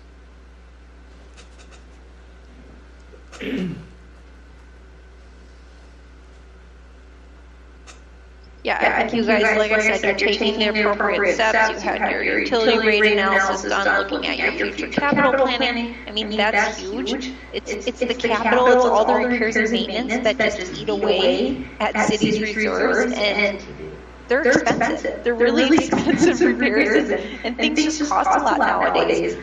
So that's what can cause a lot of it. That if you're not being very intentional and have a good plan in place, you can get in this situation pretty easily. I mean, I think you guys obviously have had a lot of city administrator turnover, so just not having that consistency there either obviously plays a role into it too, with budgeting and whatnot. Aaron, is it going to be easier doing next year's audit when you have a full year with the new accounting and the new software and so forth to work with? Yeah, so I think, because we did everything under last year's software with Pavement, which I think was good because we were able to then clean up and basically prepare things now for the new chart of accounts, all the new funds that will be taking place, like you saw those funds that are closing and merging into their appropriate funds now. It will just be, I think for you guys, it will be a lot easier for you guys to maintain. There's not as many funds to look at, and some of them are such minor funds that, you look at some of these that, you had 3 cemetery funds, things like that it's like, probably isn't necessary to have 3 of them. So looking at combining some of those. So I think it will make it easier for you guys to hopefully read and understand the financials, not even just the audit report, but your monthly financials, budgeting, all of that. I just one more observation. I mean, your question, George, about being able to track Orchard Lane versus O'Brien Court when they're in the same fund. I think that's a really good question, because in the past, new funds were created to track things. We created a fund to track the flood, and we had a separate. Every time we did something new, we created a new fund. You don't actually need to do that with your chart of accounts, because your chart of accounts, you can have a different account for all kinds of different things, and so you can track it in a different way. But when we didn't have the good software to do it, and we couldn't really tell, it was just an easier thing to do, and so then you kind of get this proliferation of things. And so having the right chart of accounts, and we're using the Minnesota model chart of accounts at this point, having the best practice chart of accounts and having those, it allows us to have fewer funds, so that we don't have to worry about tracking it in the same way that we were before. And so it'll be a lot cleaner because there's a lot fewer moving parts.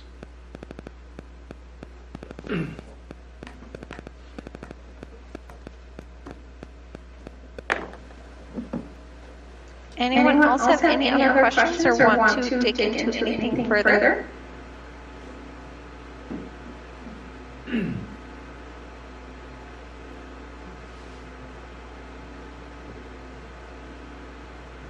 I don't. All right. It looks like there's none there, is there? I think that's it, Aaron. We appreciate all your work. Yeah, I was going to say, my email is on the last slide here. So if you guys ever have any questions or concerns, please don't hesitate to reach out to me.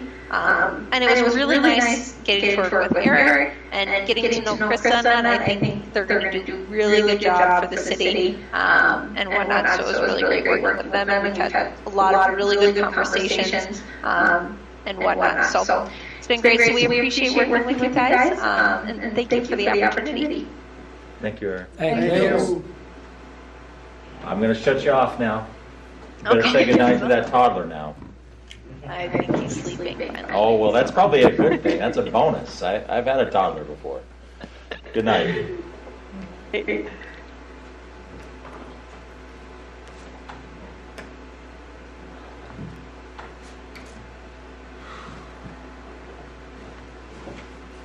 a lot to take in one night. A lot. Not done yet. Yeah. So, Mayor, I think we still have a couple department heads reports Krista might left. as well follow that, huh? Yeah, I suppose so.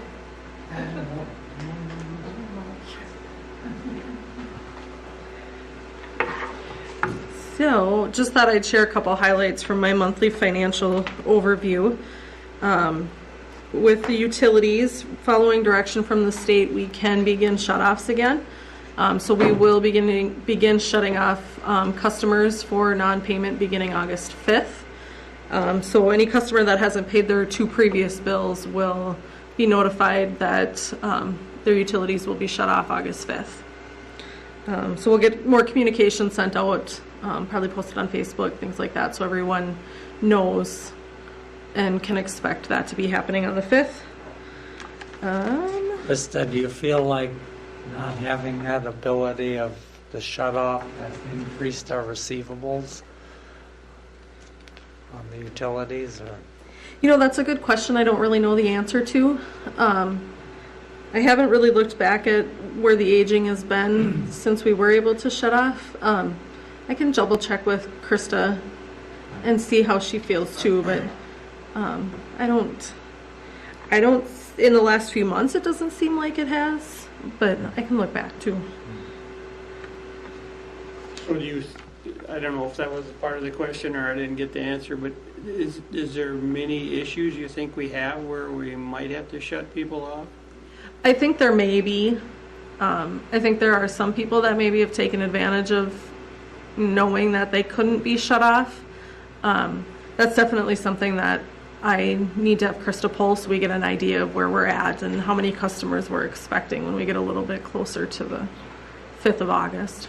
So then, maybe this is a stupid question, I don't know, but people that haven't been paying their bill, if they run up against the line where you're going to shut them off, they'll have to get current before we can turn them back on? Correct. And then there is a fee to turn them back on. We do currently right now call customers on a monthly basis that are past due and just let them know that their bill is outstanding and then offer them resources, UCAP, any other kind of resource that might be available to help them pay for their utility bills, and we'll continue to do that as well. So Swift Lake Park, we had some revenues in May, about $1,500. So we're seeing some camping revenues come in for the summer. We have seen a little bit of a decrease in driver's license and motor vehicle traffic. We saw some decrease in May, but even more now in June. Typically the beginning part of the year is really heavy in motor vehicle with registrations on certain types of vehicles, so it's not unexpected that we've seen a decline. The state has also pushed back the real ID requirements to May of 2023, so we haven't seen as many people coming in for real IDs lately. Are we still getting a lot of out-of-towners? Yeah, actually. There was somebody in today from Owatonna, so yeah. They tested in Marshall and then stopped here on their way back. Because you still have to make an appointment to do your driver's test, correct? Yes. Yep. That's good for us. Yeah, it is. Everything seems to be going well there. I know when we hired Sammy, her main focus was going to be driver's license and motor vehicles, so the decline in customers has allowed her some free time, which she has been helping me with some accounting work, so that's been nice. I can transition a few things to her to keep her busy and then free up some time for myself. Any questions on the financial overview?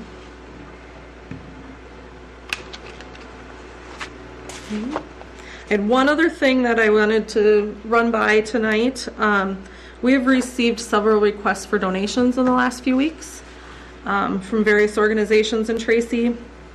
We have a total budget for the city of about $4,500 for donations this year. So far, we've paid out $3,000 to Wheels Across the Prairie, which is pretty typical. We've done that in the past. So right now we have about $1,500 remaining in our budget. And then I've received several requests, wanted to get some direction from you guys on how you would like to handle those.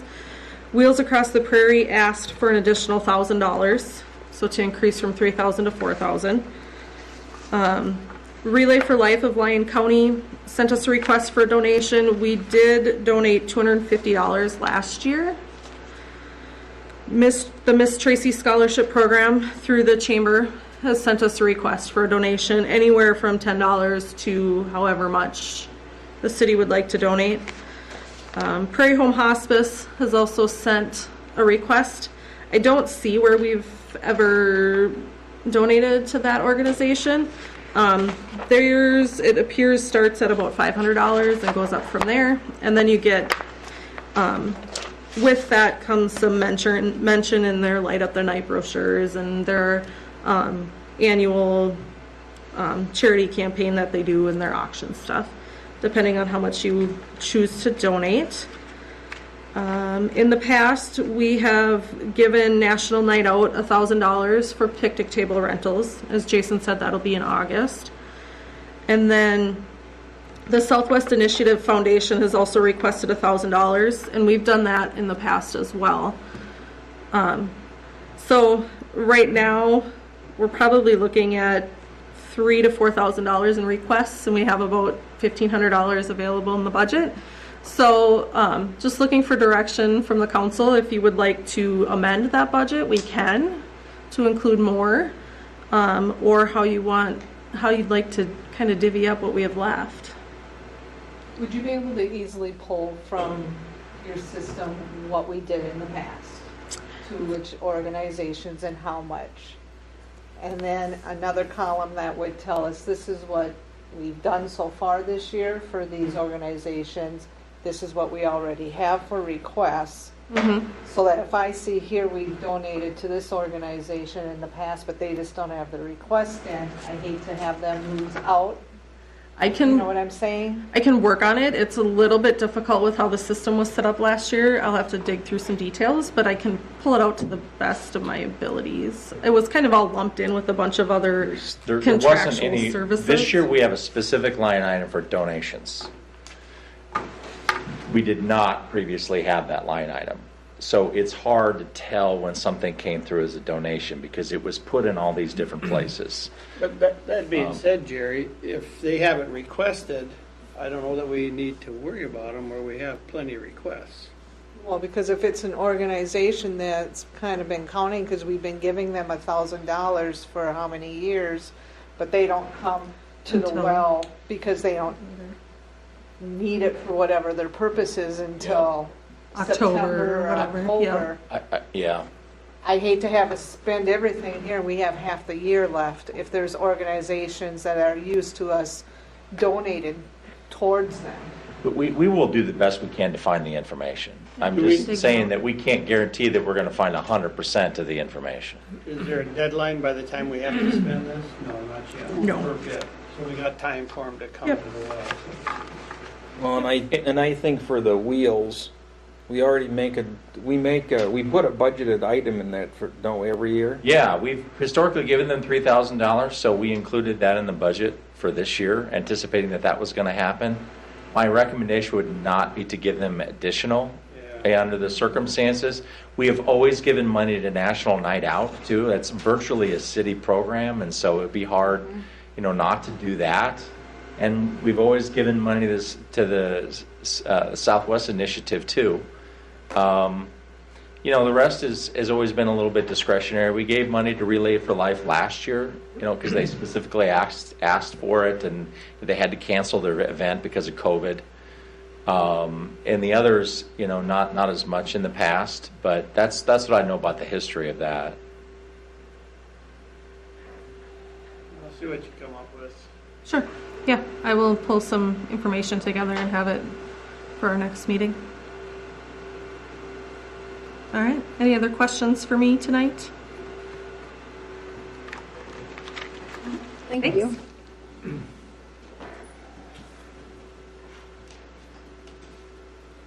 Thought he was done. Oh, he's just starting. You guys need a break before I start? No, because yours is only going to be 5 minutes. 6 minutes is it? Okay, I got a few things to go over besides what I normally put into the economic development list of things that I'm working on with you.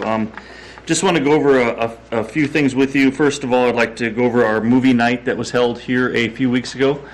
I thought it was a great success. We had over 75 people there. Nothing blew away. We didn't get any rain. There wasn't that much wind, so the screen didn't move very much. If any of you happened to be driving by, I know George, you were there, and Eric was there, and Seth, you were there too, I think. And it was, but it was well received. I think people had a good time. So I'm kind of excited that we are doing it again on July the 17th, on Saturday night, July the 17th. So if you could pass the word around for that. The movie is actually going to be a new movie. It's can be from your young kids all the way up to an adults. I've actually seen it already. It's Raya and the Last Dragon. So all age of kids will like it, and we're going to do some things to promote that, not only in the newspaper, but handing out some marketing things at the swimming pool the week before and around town. So it was well received. Eric and I kind of had the goal of 75 people showed up for that night. We'd like 125, maybe even 150 people showing up for the next one. I'd like to thank Midwest Supply and Dale Johnson Construction for actually helping out a lot that night, and then also supplying the popcorn for that night. So July the 17th, we're going to be doing another one. That's just going to give us a few more nights out within the city, if we can keep doing this on a year-to-year basis, getting people out into the public, getting people out. I do, and I don't know if we have to accept this. I didn't talk to you about this, Eric. I don't know if we have to accept this, but we were offered $500 from Premium Plant Services to cover some of the expenses for for the July 17th movie. Talked to Mark, the owner, and he told him about it, and he said, send me a bill for $500. And that'll cover about half of what it costs to put it on. So I want to thank him, and we'll be thanking him that night, and in some communications and some marketing too. We'll put them in there. Okay, any questions on that? I'd like to see you all out there. Matt, bring all your kids. All right. Popcorn is free. Popcorn is free. My children that don't exist. Oh. You need to work on that. Okay. Next thing that I've got, I want to talk about real quick is I'm in a project right now with a pre-application is what I'm going to call it. We, as you all know, that we were in the Small Cities Grant, and we were allotted $587,000, plus we gave another $60,000 to the Small Cities Grants for the home or the owner occupied houses, where we gave away those $25,000 grants. Things went that well that UCAP is suggesting that we turn around and apply right away again. And so I'm actually working on a way that next week I'm going to be handing out 600 just pre-application. All they are is just an informational document that needs to be sent back in. So I'm going to be going door to door this coming week for a couple of days. I'm actually going to be trying to put together a group of people that want to help me with that. I'm going to try to call that meeting for Wednesday and maybe hand out on Thursday and Friday of next week. I think it's kind of exciting that they would come to us, and even though Eric and I had some meetings with them, things went that well and that smooth and that fast that they think there might be and this one, the next one we do get, whether it's we get it this coming year or we get it the following year, will be all over the city. It's not going to have a Remember the last one had a section A, a section B, and then there was a couple parts of town that have never gotten these. Now any population town under 5,000 people, you can spread it out throughout the whole town. That'd be nice. That's awesome. And Eric and I, we kind of put a plan together of how we're going to get this to the right people. We really, I don't think this is something you need to be worried about applying for.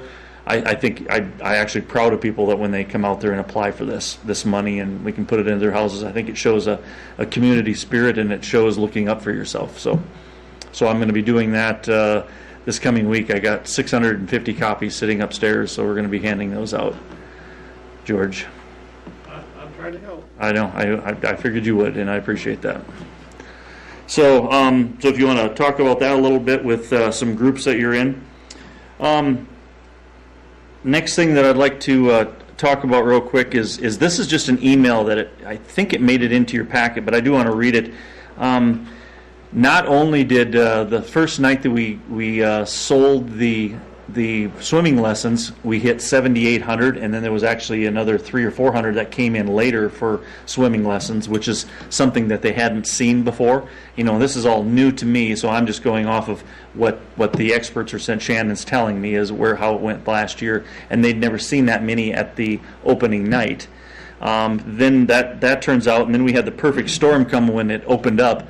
Marshall's pool didn't open up, Slayton's pool didn't open up, Pipestone's pool didn't open up, but Tracy's opened up for the weekend, that first weekend. The rest of them opened up that following Monday. So the whole perfect storm when it was 90 degrees, humid, they had an opening weekend of Friday, Saturday, and Sunday went over $4,000 in sales of punch cards, products sold, and people coming to the pool. And they'd never seen that before also. So $12,000. So they were impressed with themselves with that and with the turnout we had, but then it just kept going throughout that whole week. There was another $1,000 in every day for the next week after that of sales of punch card tickets. That's going to go down because once you buy your season pass, you don't have to buy it anymore. So we're really honestly hoping that, with what we can do with some of the prices next year, because we're going to have to put a lot of money into that pool over the next couple of years to get it up to standards. Isn't that right, Shane?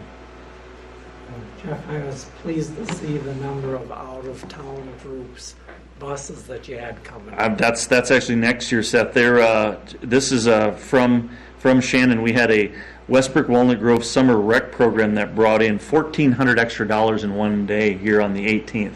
That they'd never came before, so their whole group came over to the swimming pool, and with each kid spending $10 there for a 5-hour period and paying to get in.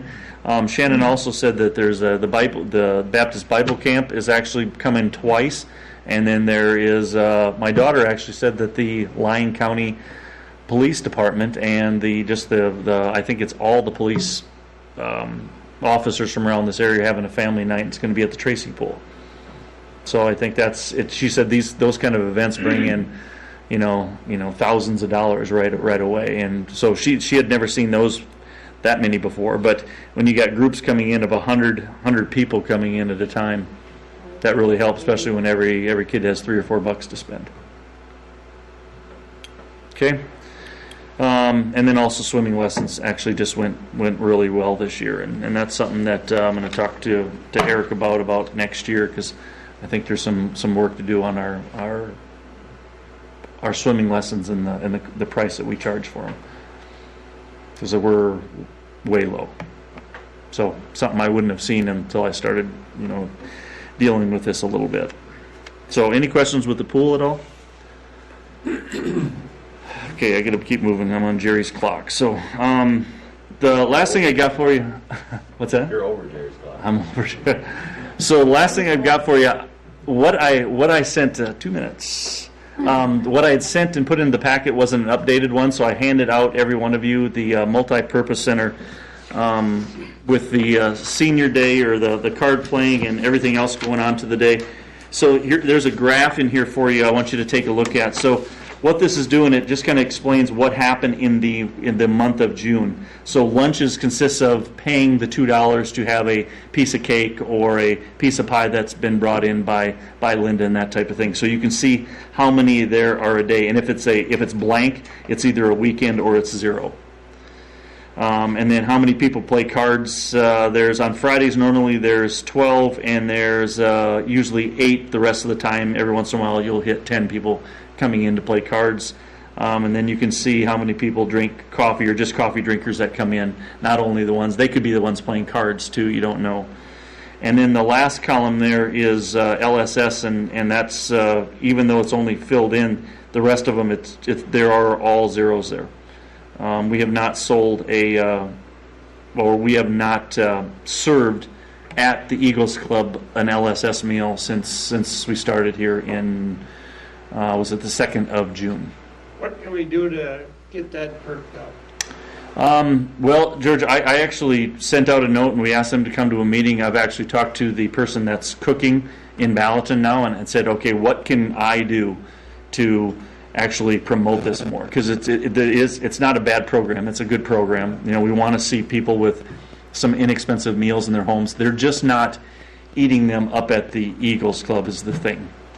And so I don't know where the LSS program is going to go from here, but right now we haven't had any come up there. And the people, and I've gone over there the first couple of weeks that we were open over there, I would talk to the card players, I'd talk to the coffee people, and just go over and say, who are the people that are eating these LSS meals? And it's not the people coming up playing cards, and it's not the people that are coming up for lunch or coffee. It was my understanding there was more than that before when the meals were made right here. Right, there was. Right now, though, there was only, I know one day last week there was 14 delivered here in town and 8 delivered in Ballatin was all for 22. Okay. Nowhere near what they were doing at one point. We don't actually know how many people there were before, honestly. We know there are more than 0, obviously, but we don't actually know because LSS was collecting all that information. So we're not really sure.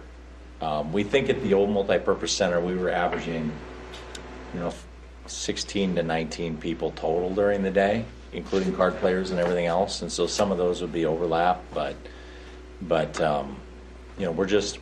not exactly sure. But those would be the general numbers in the past. We haven't given up on it.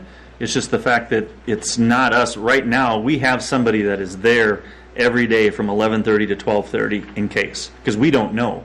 I mean, there's not a list that we can call or somebody that we can call and say, is there going to be any LSS meals served at the Eagles Club today? So there is none of that. So there's not a lack of communication. We're just not getting any there. We offered up, that we would help with the serving of the meal that we have. We have somebody there, so we might as well have somebody help serve over there. But they're not doing the bulk serving right now. That's LSS's call, not our call. That's LSS's call. Is that what's stopping people from eating there, you think, yet? It could be. I guess, I don't know. I don't know. You'll have to. There was some news in the newspaper, in the Ballatin paper, that their contract's not being renewed in Ballatin.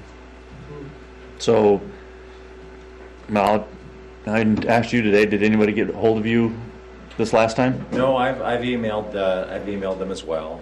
Jeff asked me to do that, and they haven't been terribly responsive. So it's hard for us to answer the question because we just we're not getting good communication. We don't know. We're having somebody there, and we're going to continue for now having somebody there, but it gets to the point where you'll have to make that decision on do we want somebody there at 11:30 every day to sit there and do nothing for an hour. Right now we're there, and I know things pick up I think we really need to take a look at what the fall looks like, because I do understand there's at least another card or another table full of card players during September and October when you get past summer.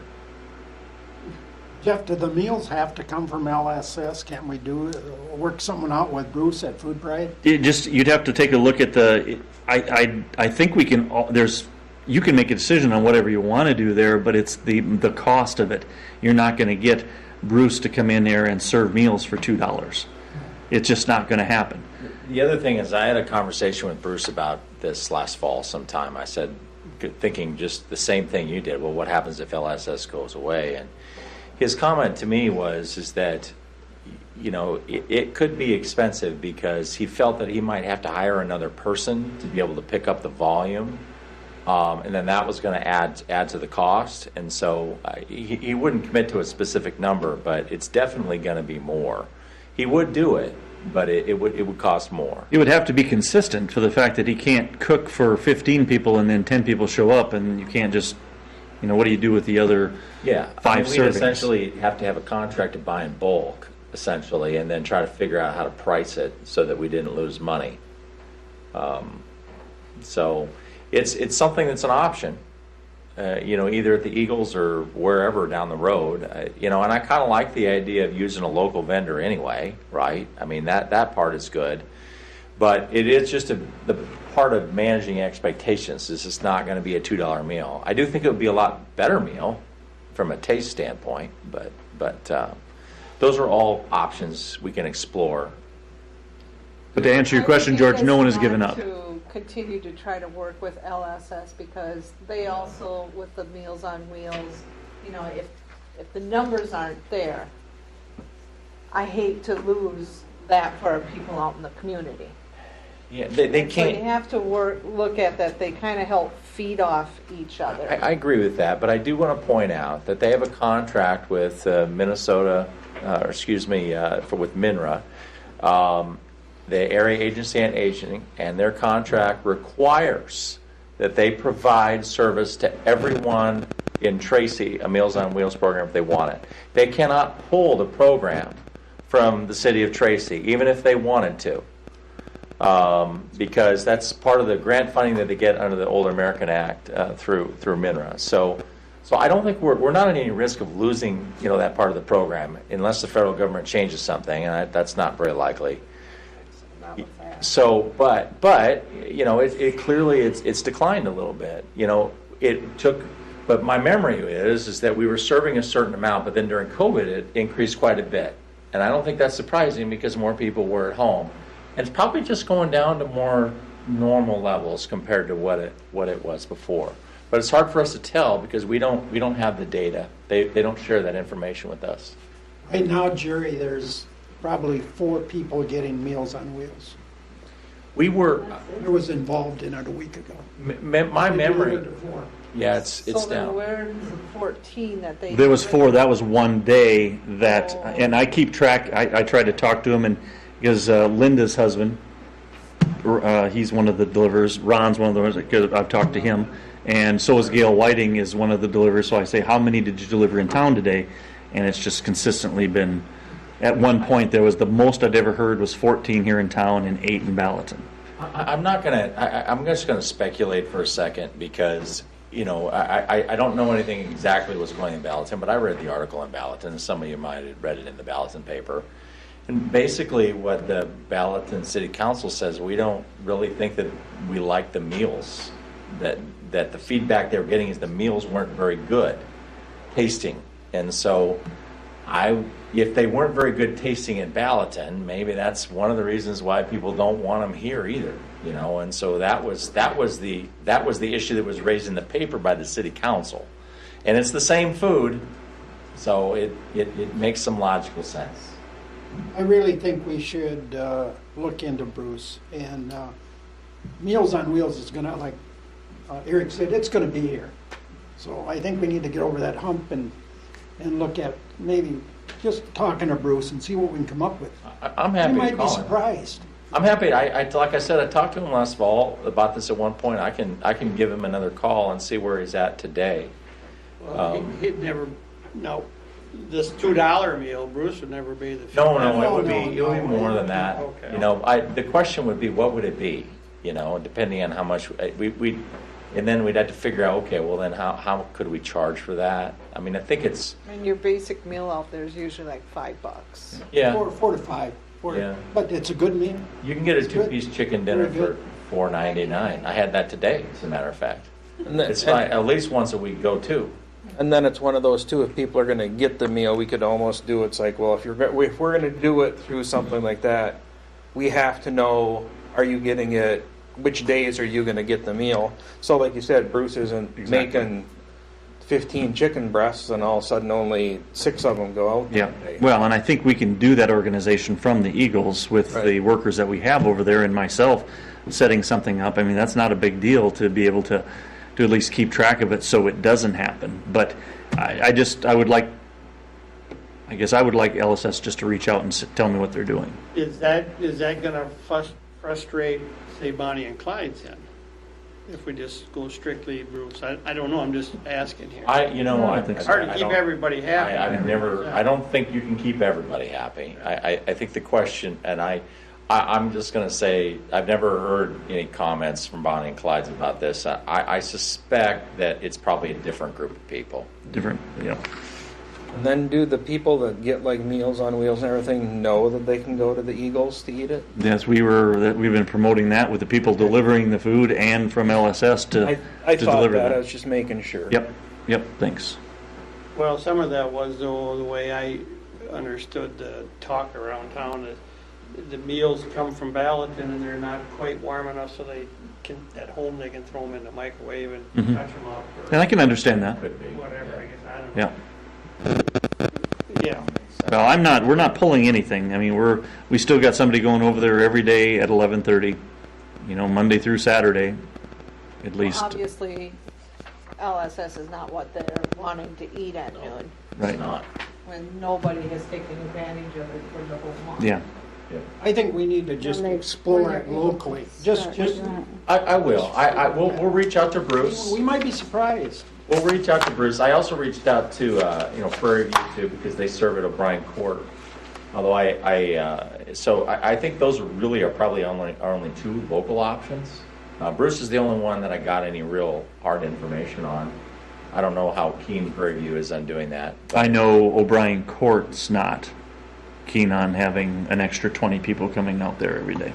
No, I'm talking about having them delivered to the Eagles, Okay. not dining at O'Brien All right. Court. But, and I think it'd be pretty steady once you get the program going. I think, we can probably tell Bruce there's going to be 12, 13 there. There's nothing wrong with saying you sign up a week ahead. This is the menu. You sign up for Here's the days you want next week. Maybe we can work in some kind of a punch card. Well, Yeah.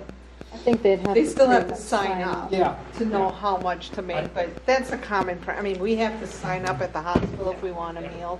I think we need to pursue it, Eric. Oh, we will. Like I said, I have before, and I'll be happy to reach out to Bruce again. We haven't talked to him about it since last fall, but I think that's good advice. We'll see if we can get some options to see if there's a way to save that program. Jeff, why do you think O'Brien Court's not open to have people come there and eat? And I'm just going to throw this out. In Walnut Grove, I know they make the Meals on Wheels right there, so people go to the living place. I forget what it's called, but they go there and eat and then talk to people. So why do you think they're getting I didn't ask Cindy. more help? I just asked her the question. I think that might have been what it is, that they're at their capacity of what they can do with the help that they've got right now. Okay, because they got plenty of room there. Yeah, there's plenty of room there. Well, I was out there We're on... also not a commercial kitchen. But it's still coming from... We're not licensed at O'Brien Court as a commercial kitchen. No, but you can serve. It's a serving kitchen, though. It's a serving kitchen, so it would have to come from Prairie View directly to And us. it comes in a big pan, they put in a steamer, and then they serve out to the people. I've been there millions of times and watched them do it. So Yep. it comes in a hot pan, they serve it hot, and I think people like it a lot better that way than coming in a styrofoam thing. I don't know what the cost is out there. I didn't ask her that, but I just... Close to $7. That's what I thought. I think that's what we're looking at. We're going to be looking at $6, $7, $8. Yeah, it was $7 right for dinner or for lunch, and then for dinner at night it was lower because it was that's usually a half a sandwich and a cup of soup is what it is. Yeah. So they said that's around actually, 4 or 5. Honestly, I know it's more than 2, but $6, $7, $8 is a reasonable price for a meal. It really is. I hate to say that, but it seems like things are a lot more expensive, but it is a reasonable price today. Some will argue with us on that, but I agree with you that it's a reasonable price, and from what Yeah. I've seen, you're on it a looks fixed like a good income. meal too. Yep. $7 does get to be a lot for a meal. And I think $2, I think we can do better than that. Yeah. We'll have to, we don't want to lose money doing it. We won't do anything less than break even, but we won't make money on it, so. Well, we're not changing anything over there right now. We're going into July now. We're going to see if anything changes over there. Eric's going to send another email to him, and I'll make another phone call over there. But that we also have to be answered to. Okay. Thanks, sir. Thanks, Jeff. Thanks, Jeff.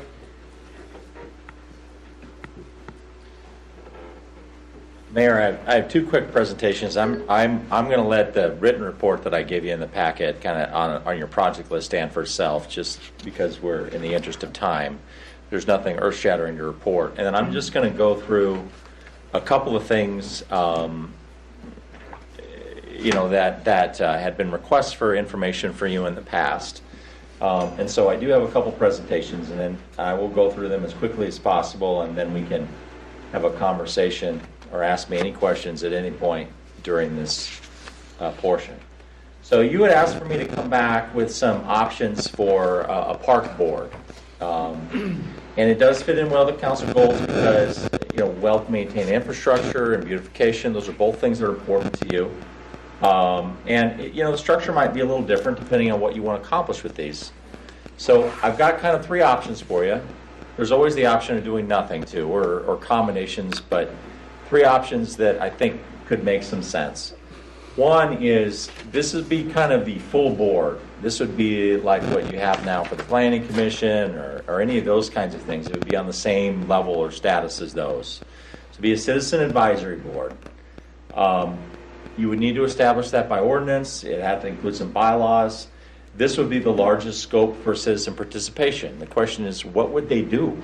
That's a discussion we would have to talk about. But ultimately, that's kind of the formal way to do it if you wanted to. Option number two, we had talked about the Keep America Beautiful program and beautification. Option number two is basically kind of folding in the idea of parks and beautification in with the general beautification committee. And focus on beautification of parks and other areas of the city. It wouldn't be so much focused on facilities per se. It'd be more like, well, how do we maintain it? How do we, keep things clean? How do we keep things looking nice and things like that?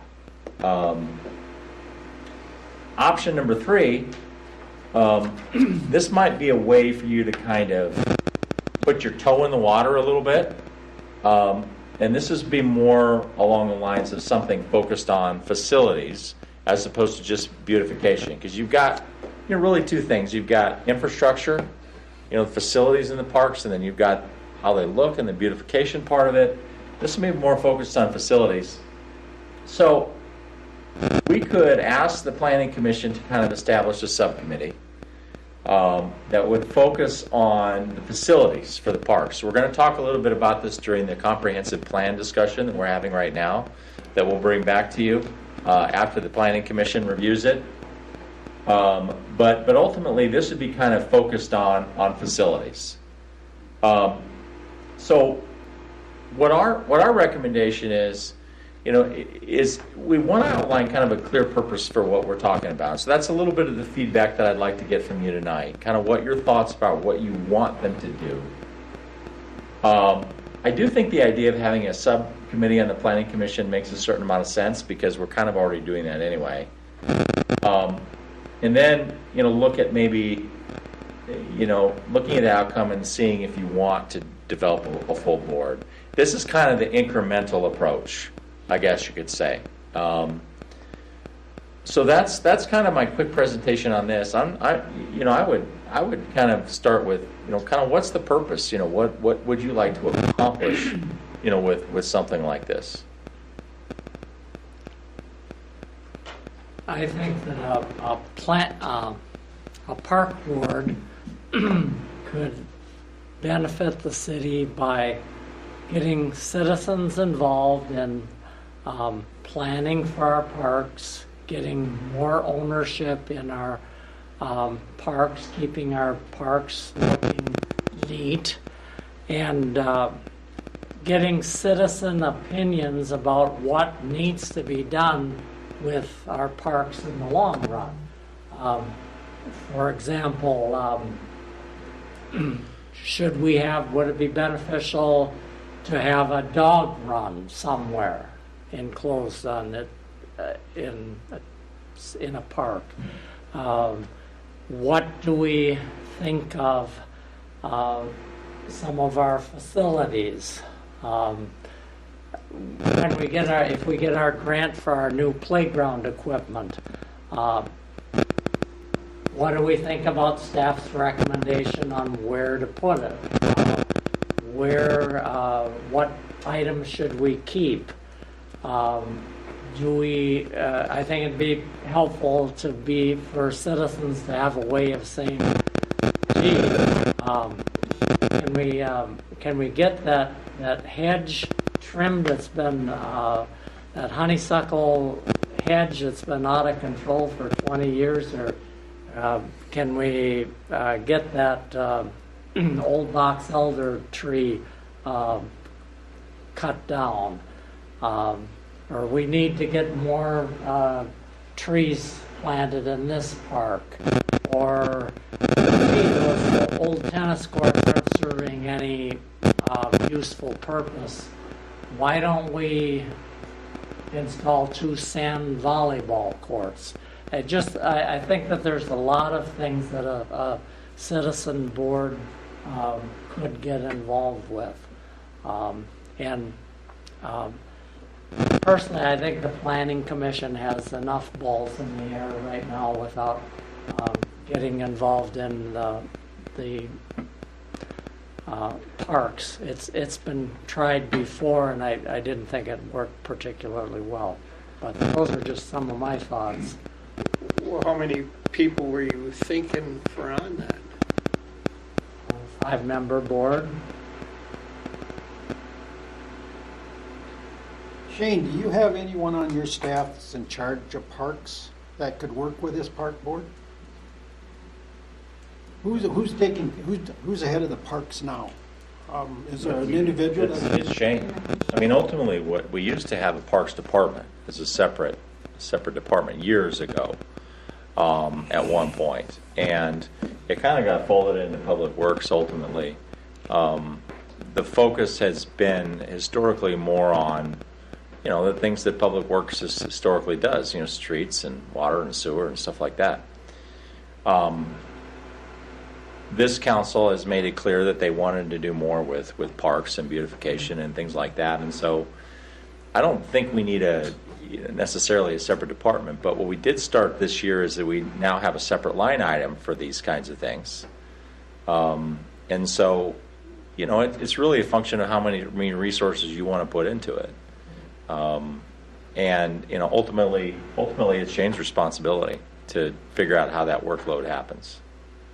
I'm just thinking if Shane had someone on his staff that could work with Seth's park board, so they could communicate what's got to get done. I think it's important. What they'd like to see done. I think it's important in every board that we have a designated staff person and who it is to handle, kind of be the liaison, I guess you could say, with that board. I agree 100% on that. Yeah, and we would identify that person. It probably would be Shane to start with.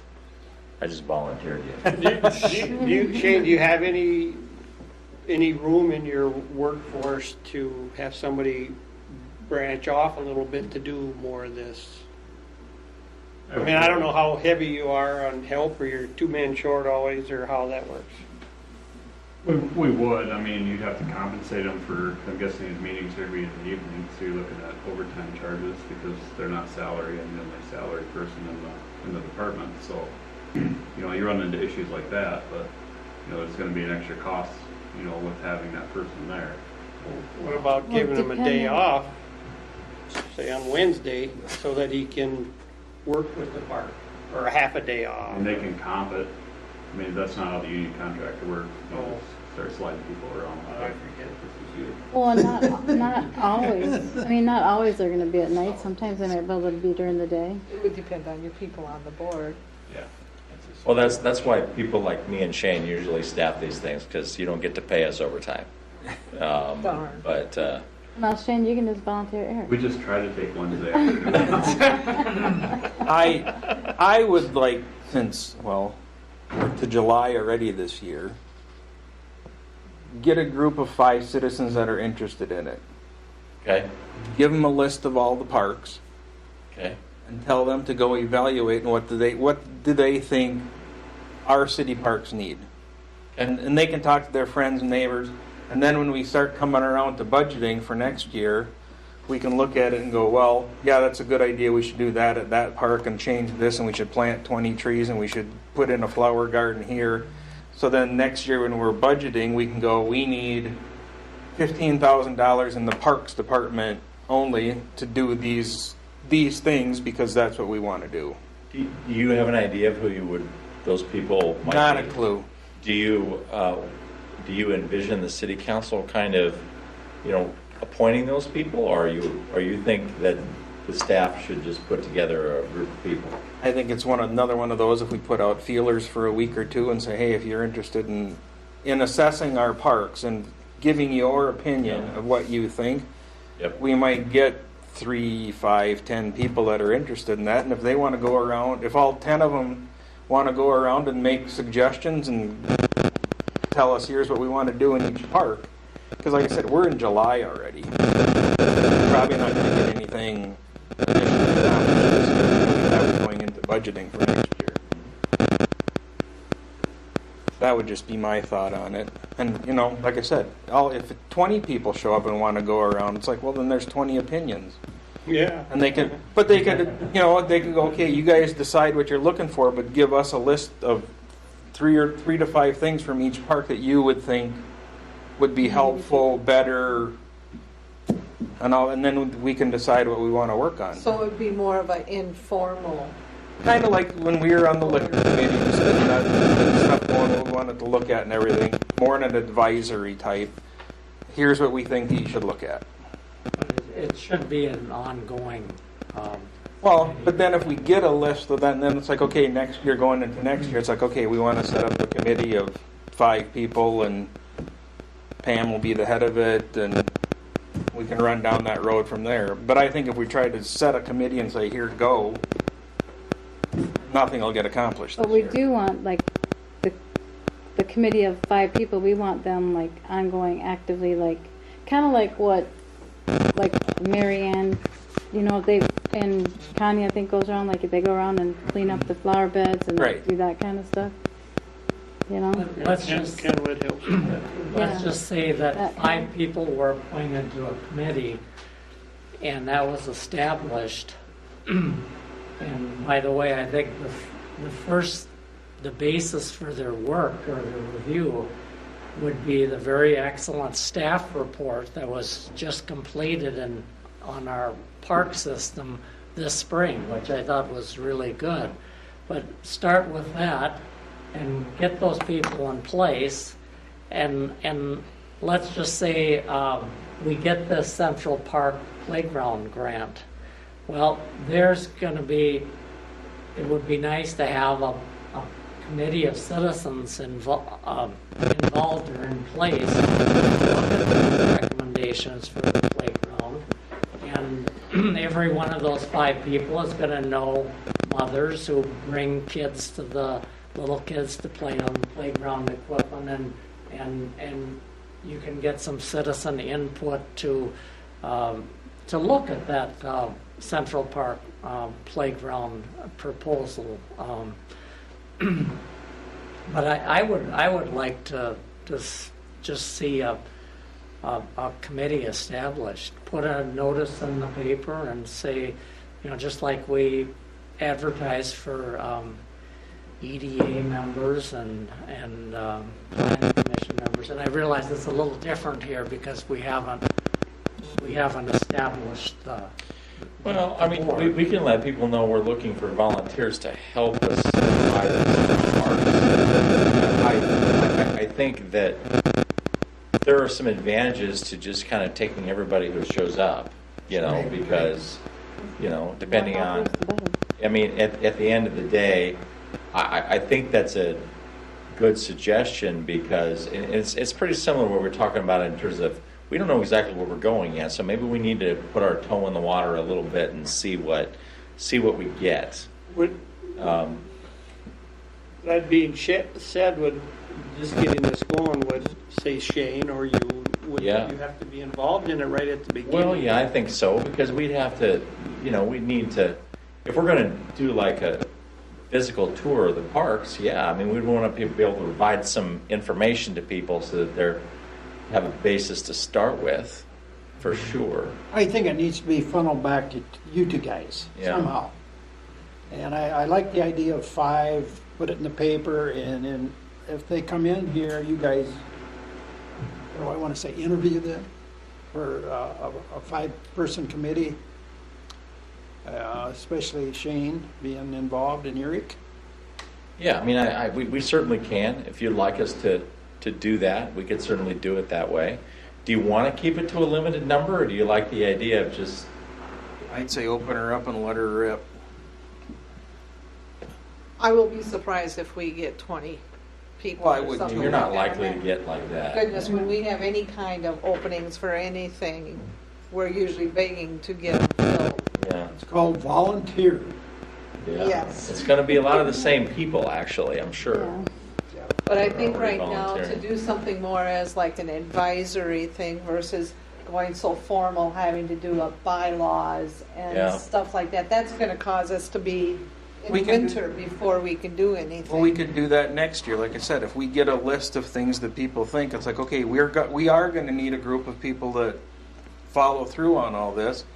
Then let's set up a board, figure out where they go. But for now, let's just get some ideas and go from there. And we'll have to figure out where the money's going to come from. Well, and we're in the perfect time of year to do that. If we know something by September. This capital stuff, yes. That's some of the discussion you're going to have. Is okay, well, yeah, we want to spend more money on the parks. And I would include the aquatic center in this discussion too, because that's in the park, obviously. So the nice thing about parks is that there is a very specific pot of money to go after, at the Department of Natural Resources. And so there's a very clear grant program for that, for what it's worth on that one. Some of the stuff, not so much, but on that one there is. What I'm hearing you say is that let's try to see if we can collect some volunteers and kind of show them what we have and get their feedback on our park system and come back with some recommendations to you. Is what I hear. And a lot of it really has to do with facilities, like what do we want? Do we need new playground equipment? Do we want, to replace the old tennis courts with bocce ball? I don't know, whatever. I think that some of it is just plain maintenance to say, I'm thinking of this overgrown hedge in Central Park. I apologize, but there's just some little simple things to say, geez, can we get that trimmed?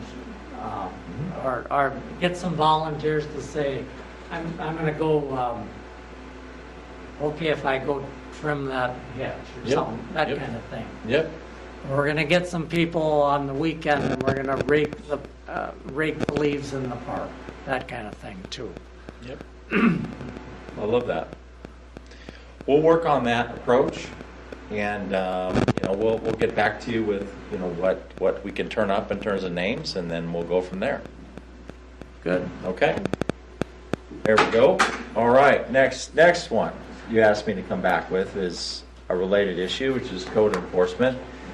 You know that you have asked us to, put kind of a, greater emphasis on code enforcement as part of our beautification goal. And we've kind of, Jason and Shane and myself and Jeff have been meeting about what the current situation is. And so I definitely wanted to kind of talk about where we're at and then, where we think we're going to go. So they're really people talk about code enforcement, there really are 3 different things. There's nuisance violations, and those are your things like junk cars and weeds and stuff like that. Jason is primarily in charge of that. property maintenance violations. So if you've got a roof that's falling in, or fence that's falling down, stuff like that, that's property maintenance. And then the last one is zoning code violations. We really don't enforce zoning code violations. So let's say in a residential zone you've got somebody that's running an auto shop out of their garage or something. That's not allowed in that zone, but we don't specifically enforce it currently. And so this is kind of the forgotten piece of it, but it's also should be part of it. And I like to think about this as holistically. So when a constituent comes to you and they say, well, I don't like what's going on at that house, they're not going to distinguish between a nuisance violation or a property maintenance or a zoning. They're just going to say, I don't like the way that looks. And so we need to think about it in the same way, more holistically, and not just about each individual things. So what do we do now? So with nuisance code violations, and you'll note a recurring theme in that these are all different procedures. And I didn't. This is directly with what Jason wrote to me. I didn't modify it. Drive-by evaluation of the property that's not found to have a nuisance violation. Then photographs are taken, and then there's an initial complaint report. It's documenting everything. Violation. Property's warned. Warning letters sent out, served on the property. 15 days, but less than a month. Then it's given for them to correct the issue. That's kind of discretionary on his part. It's one of the things that actually makes it tough when things are discretionary, that I think that the timing needs to be specific. And then if there's not a problem, then we got a civil citation for $200. If the citation is not paid, then we send them a criminal citation with a court date. And then lastly, we just repeat the process until they comply. It's very kind of punishment oriented, which from the police makes sense because that is what police do ultimately. So that's what we do with nuisance code violations. Property maintenance violations, a little bit different. This is Shane's operation. Receive complaints, same thing. Photograph, take notes. File photos on the property and verify the violations. Issue a compliance order. Be a certified mail. Give them a reasonable time for completing the work. Proof of delivery of that letter. Verify and follow up on that progress. If it's completed, then you close the file. If not, then you send it to the county attorney for prosecution. Again, this is criminal. There's no civil violation in this. Property owner gets a fine, or in some cases an extension of the court, or both, and usually nothing happens and start over. A lot different than the way Jason does it. Current zoning violations, we don't really enforce this unless we get a complaint occasionally, but it isn't really enforced currently. So here's some things that we've already done, and or in some cases things we've already done, and some things we need to do moving forward. One is we purchased the software. All this is being done manually at this point in some cases, and it's kept in different places. The software that we purchased from Cassell will allow us to put all of this information into one file. So you can pull up an address and it says, well, does that person have a zoning code violation? Does it have a property maintenance violation? Does it have anything else? So the property itself, all the information on the property will be kept in one place. So we know what's happening with that. We hope to get that up and running by July. We need secondarily to really evaluate our fine schedule at this point. Shane doesn't really have a full fine schedule for his stuff. And so we need to evaluate and bring that back to you for, what happens and how much are we going to charge people on a fine schedule. We're going to need to budget some future money for civil action. So if we go and do like what we did at the Anderson building, where we went through court and we got an order to fix the property or tear it down, well, that costs us money to do that. So if we want to go to a property and say, let's say they have really high weeds, they don't do anything about it, and we go through this whole process and they give us the finger and say we're not going to do anything about it. We can go to court and get an order to go cut down those weeds ourselves, and then ultimately charge back the property owner for that. And this would be that civil action. And lastly, what we're looking at is a pilot program that's going to focus on compliance through this civil abatement that I just described rather than criminal punishment. What we found is that the county attorney doesn't really care for these kinds of things at all. They've got bigger fish to fry over there in terms of criminal violations. This is like the end of the list, the bottom end of the barrel. And when you bring somebody in for something like, well, they've got too many junk cars in their yard, the county attorney doesn't want to prosecute it, and the judge is going to be like, no, come on, guys, you guys can't figure this out? Come on. And so it doesn't really add much of a hammer. We should still keep it as a tool in the toolbox to use if we have to, but it's not really a hammer because they don't want to deal with it, because they've got other much bigger issues to deal with than this. And so we really think that the direction to start going is kind of this civil process. What Matt told me, and you might want to comment on this too, Matt, but what Matt told me is that he thought it might be a couple $1,000s an incident. And we think we can work with people along the way so that doesn't get to that point, but you still want to budget a little bit of money to go after that. And the differences between the two, obviously the criminal is more of the stick, the civil is more of the carrot. With the criminal process, you could get a stubborn property owner that says, I don't think I should clean this up, and they could request a jury trial because they could qualify for a public defender. Yep. So then county attorney's sitting there, do I have to give this trial to a jury over a window that's not properly repaired and bill the city $1,000 or whatever for a jury trial? And then ultimately they're given a sentence and they're placed on probation and they may choose not to do it still. Yeah. And then, and that's months, if not a year down the road. Yeah.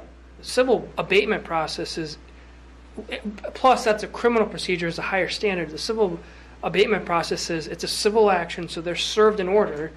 Most of my experiences, they disregard it and they don't answer or appear before the council. All we need to do is file it with the district court, get a hearing date, the judge signs off on it, then you can repair it. This is it. This is how Pipestone is doing it, and they've been doing it for a few years now. They don't take anything to a criminal citation at all. It's all done through kind of civil abatement actions. And it takes a while, but if the goal is to get them to clean up the property, whether they do it or we do it for them, it meets that goal. Because in a criminal context, like Matt said, you might have somebody that doesn't do it, they get their criminal citation, they serve their sentence, and then you still don't have the problem cleaned up. And so you're not really accomplishing the goal in the way that you want to accomplish. So ultimately, it's this process we want to do as a pilot. And we're planning on doing as a pilot. First of all, we kind of create standard procedures for all code compliance actions. So what you saw is, we're doing it differently depending on the circumstance. That can be confusing for them too. Well, I don't understand. How come I have 15 days for this, but I have to clean this up tomorrow? I don't get it. So we want to have standard procedures, and it's going to be easier to enforce it on a civil action too if we have specific adopted procedures. We follow them to letter. We go through the process. More holistic approach. I talked about that, thinking about it as a code compliance program and not just nuisance violations and separate things. It says empathize. It should have been empathize, but I like combined emphasize and empathize. I don't know. It's not even a real word. I meant empathize. Emphasize. That's close enough. Compliance rather than punishment. In other words, we want to get people to get to the point where they've cleaned up the problem and not just punishing them for not doing it. Civil abatement procedure rather than criminal action. And this last thing I think is really important. We've got different people. So let's say somebody has a complaint. Well, I've got a problem with this house. Well, and they call Shane, and Shane says, well, actually that's a nuisance code violation, so you need to talk to Jason. Or the opposite happens. And that's for a customer, that's difficult because they feel like, well, why can't you just help me? And so what we want to try to do is identify one point of contact for all of these things. rather than having them in multiple places. Now, you might get Shane involved in a different way, you might get Jason involved in a different way, but identify that one point of contact for any kind of complaint about this. And also for that person to go out and do visual inspections. Well, could that fall under the building inspector? Yeah, we think we know who that person is. Yes, and yes, we think that it's definitely related to that bill. I don't know if you want to comment on that, or I wasn't going to say specifically who we were talking about, but it's up to you. You know, we don't have to get into that. No. But ultimately, yes, it'll be somebody who has some knowledge of that. There's more details involved with the building code side of it than, like junk cars or there's a lot more time that's involved, so that's probably the best fit. That's kind of what we determined. We think that that's the answer. I mean, ultimately in Pipestone, the way they do it is the same guy that does building inspections for new permits and things like that does this program as well. And so it kind of makes a certain amount of sense. A lot of this is really juggling Shane's staff time. And we heard earlier today we want to do more with parks, and we want to do more with this program. Well, it's like a balloon. You squeeze it, and it comes out a different way, but it's still the same size balloon. And so it's just something for you to be aware of, that we're going to have some of those conversations down the road. So ultimately, we plan on doing this pilot program this summer. We have identified 11 properties. We originally said 10, but we ended on 11 that have been identified. I'm not going to say what those are that we're going to try this new program on. All the other violations will be handled in the traditional way. So when Jason talks about I sent out these letters and whatnot, that's still going to continue, because we're going to take about a 6-month period to kind of evaluate how this works, see if it makes sense before we roll it out to everybody else. That's kind of what our plan is at the moment in terms of procedure, how this is going to work specifically, just so you know, is that you'll have, and some of this is really on the rollout stage. The inspection violations identified for visual inspection, we've already done that because we identified the 11 properties. We think that if we roll this out, we'd want to do visual inspections on a regular basis. We're thinking quarterly. The first thing we do is we give them a warning notice. And rather than sending them a letter, we want to actually put it on their door. What I've seen done in other places, what Pipestone does, is they have a little door hanger, basically, that has a little door hanger thing on it. And it has the standard violations, and then it has, a place at the bottom where you could note something that wasn't on the list. You give them 30 days to... It's kind of a courtesy notice, essentially. Give them 30 days to try to complete it. If that doesn't happen, then we try to contact them directly. Phone call, in person. Sending someone a letter, it's easy to ignore a letter. It is not as easy to ignore a phone call or an in-person contact. In some cases, there's going to have to be some evaluation of that, because some of those can be difficult contacts. And if we think there's going to be difficult contact, we might handle it in a different way. But if it's approached in a neighborly way, I think in most cases we'll be able to do that. So what's the purpose of that? We want to go in and say, okay, we put this notice on the door. Did you see the notice? Well, tell us why you haven't accomplished that. And there could be a variety of reasons. That might be, I didn't see the notice, or, I hadn't gotten to that. And so maybe they need some assistance in happening. Maybe that person's handicapped. Maybe they're elderly. Maybe they can't do the things that they want to do. And we could offer some help, in that regard. But the idea is to work with them and understand what's going on that they don't want to comply. I have to assume that most people want to have a nice looking yard, but there might be reasons why that's not happening. If we can't collaborate with them in some way, eventually you're going to have to give them a notice of violation and say, look, you got a problem here, you need to fix it. You have a certain amount of time to fix it. If they don't get that completed, and you say, look, if you don't fix it, we're gonna take you to court. And then you start the process on the court, and you work your way through that process. But the idea is that we kind of take the approach of a helpful approach at first. If they're not willing to work with us, well, then eventually there are consequences to those choices, for folks. But it's a little bit different approach than just kind of saying, you got a violation, we're going to fine you, and we're going to keep fining you until you comply. So that's kind of the thought. It's going to take some work on this, but ultimately that's kind of where we're at. So we're going to try this approach with these 11 properties, and that's kind of how we evaluated it. Where we are today and where we'd like to continue in 6 months or so, sometime next spring, if we like what we see, and we will bring it back to the city council for kind of an expansion for in 2022. With that, I'd be happy to answer any questions. Well, how long a process do you think this will be? Because if you 6 months for each property, probably, yeah. Wait. I really think this program's well overdue. I've been on 3 different nuisance committees, and I'll tell you why they fail. There's no follow-up. We send out a letter, won't hear from them, and we go on. I mean, I like the program, I really do. And with the software, or whatever you want to call it, I think we can trace this a lot better and find out. It'll help us. Is it getting abated or is it not? Yeah. Is this procedure all falling on us taxpayers, though, or is the homeowner that needs help cleaning up or whatever, are they going to be fined enough to help cover some of these costs? Or? That's a good question. I mean, I think that we're going to have that conversation, because I don't think that we're going to be able to collect enough in fines to cover the program. Now, keep in mind, we're already doing this anyway, so it's not like we don't expend a certain amount of money.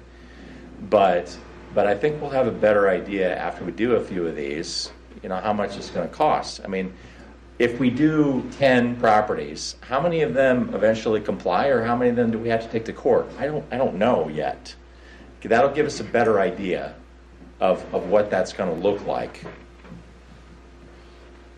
But I don't think that we're going to be able to collect enough fines to.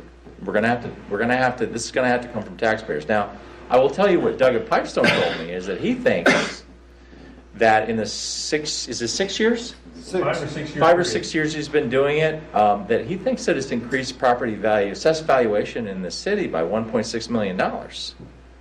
Well, theoretically, at that point, it kind of does pay for itself, because that assessed valuation then turns into taxes.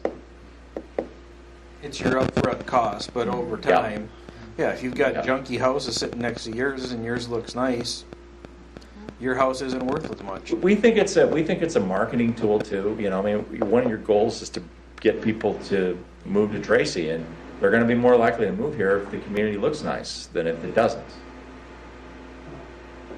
It's definitely worth trying something that's been successful in another community. Mm-hmm. So let's try it. My only suggestion would be step 2, where you hang a warning violation on the property door. If you can, knock on the door and try and talk to the person, if possible, before you just leave the thing hanging. It's not a bad idea. Wouldn't it A lot of people don't use their eliminate? front doors. No. With attached garages and everything. You can That tell where hang they- on the doorknob for You quite can a tell while. where they Wouldn't go in that and help out. eliminate one of the steps right off the bat? When you have Yeah, that I mean, I think if initial we were able to contact? talk to people first, that would probably be good, yeah. And we could certainly do Because that. then it's 3 months or a month later, they're not going to say, "Well, I didn't see it on my door." Yep. And you drags out another. Seth, you got a new job in the afternoon. Thanks. I want to share Edgerton, Minnesota. I don't know if you guys have been there, but if you go to Edgerton, Minnesota, it is clean. They have pride in what they have. They started out with a program like this, and the neighbors, it just spread and spread, There is peer pressure, is a lot of it too. Absolutely. I mean, if you see when your neighbor's yard is good and yours is the only one that's not good on the block, yeah, eventually people. This year they cut the grass before me. You know what? When they find out that if they can't do it themselves, like if they have a need or something, Then couldn't we get him in touch with like the Lions or those kind of services? Absolutely. That's what I envision Jeff's role is in this. Ultimately, is because is to be able to provide the help and the resources associated with it. Yes, absolutely. Yeah. You got busier, Jeff. The thing is, we gotta be careful here. We can have the Lions clean it up and blah, blah, blah, but we gotta tell them that we're not gonna continue to do this. They've gotta do it on their own after it's cleaned up, so it's education. Yep. So anyway. I think it's a very good start. Okay. That's where the direction we're headed. The last thing I had on my list is appointment of Krista Listel to Deputy Administrator. We had originally, when we had envisioned this position of Finance Director, our intent was to move in that direction for a couple of reasons. Number one, because we're asking a lot more of Shane these days in Public Works. And being able to take some of those responsibilities off, made a certain amount of sense. And we also thought it made sense from that department standpoint for that person to be the deputy, because when you're involved in what the city spends, you basically know everything that's going on. And so we wanted to make sure that Krista was kind of up to speed on things ultimately, and we think we're there at this point now. If it doesn't change in the hierarchy in any way, everybody is still a department head, and so that's all still the same. The only role that this really fills at this point is if I am out of town, ultimately the deputy administrator is the administrator when I'm gone. The charter requires that you approve my appointment for the deputy administrator and the deputy clerk. Deputy clerk is still Diane. And so that's why I'm bringing it to your attention, because you have to approve my appointment. So we originally appointed Shane back in January, and I'm asking you to approve a change in that to Krista here in June. I'd make that motion. Second. First and second, any discussion? Roll call, please. Eads? Aye. Gorman? Aye. Koopman? Aye. Schmidt? Aye. Powell? Aye. Jones? Aye. Landite? Aye. Thank you, Mayor. That's all I have on my report. We're only 2 hours and 40 minutes into the meeting. I had a question wrote down that I didn't think to ask when we were talking about it, so I would like to back up on this nuisance thing. Yeah. If somebody's working on their house and they're only half done, does that fall under that? Yes, it would eventually. You want to comment on that? I can comment. So a building permit, it expires 6 months after it actually expires after the work is complete. So I mean, it'd be 6 months after issuance if they never did anything. But say they, you can drag on a building permit for 3 or 4 years, but they have to show progress within that 6 months. And then have a final inspection. Well, if they get a permit for a roof and they do half of it, say they did half of it last year and they haven't done anything since, that permit's expired. To me, that's where you can go after them for whatever the code violation is, being it's been sitting stagnant. But if they put one piece of tin on once a month, then technically the permit's still valid. So. Slightly gray.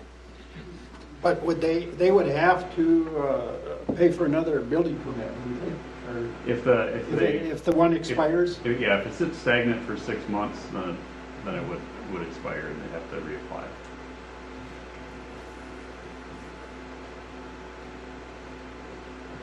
Any other questions, Ray? I took care of it, thank you. Good. Then we have one item, small item on new business, Mayor, and then the closed meeting afterwards. That's a resolution, right? Yeah, it's just a resolution, and this resolution is relatively straightforward. This is something we have to do for CDOT, or for CDOT. Forgot, I thought I was in Colorado for a second. For MnDOT. Sorry about that. you say CDOT for so many years, for MnDOT, and it basically is just our grant agreement associated with the money that we get from, it's NIPIA money, I think it is, isn't it? Yeah, NIPIA money. And so we have to pass this resolution in order to accept their money. Oh, darn. Make a motion to approve resolution 2021-69. First and second, any discussion? Roll call.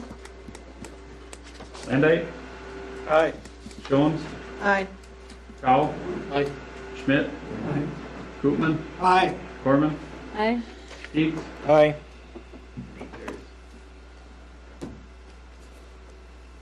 And do we have a motion to close the regular meeting so that we can open the closed meeting? And Sure, I'll make a motion to close the Alrighty. regular meeting. We'll wait for a moment to open the closed meeting. Second. all those in favor? Aye. Opposed? Motion carries.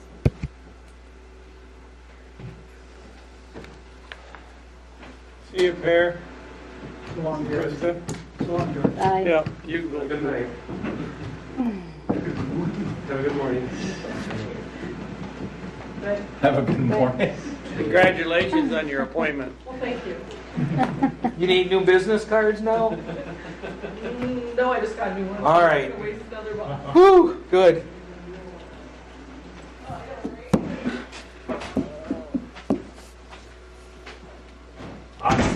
Well, I'm cold. What? Freezing. Yeah, I'm ready to go get my. She said it's hot. You guys have a Are you vent going or through something? Yeah, I menopause or would, what? yeah. I'm like wrapping up in my This is thing up here. Beautiful. Trying to climb in there, but you won't let me. Yeah. You're warmer than me. Holy jeepers. We're still live.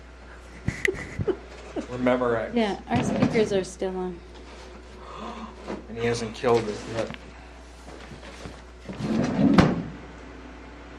We just gave him some energy. Ho-dee-do, dee-do, dee-do.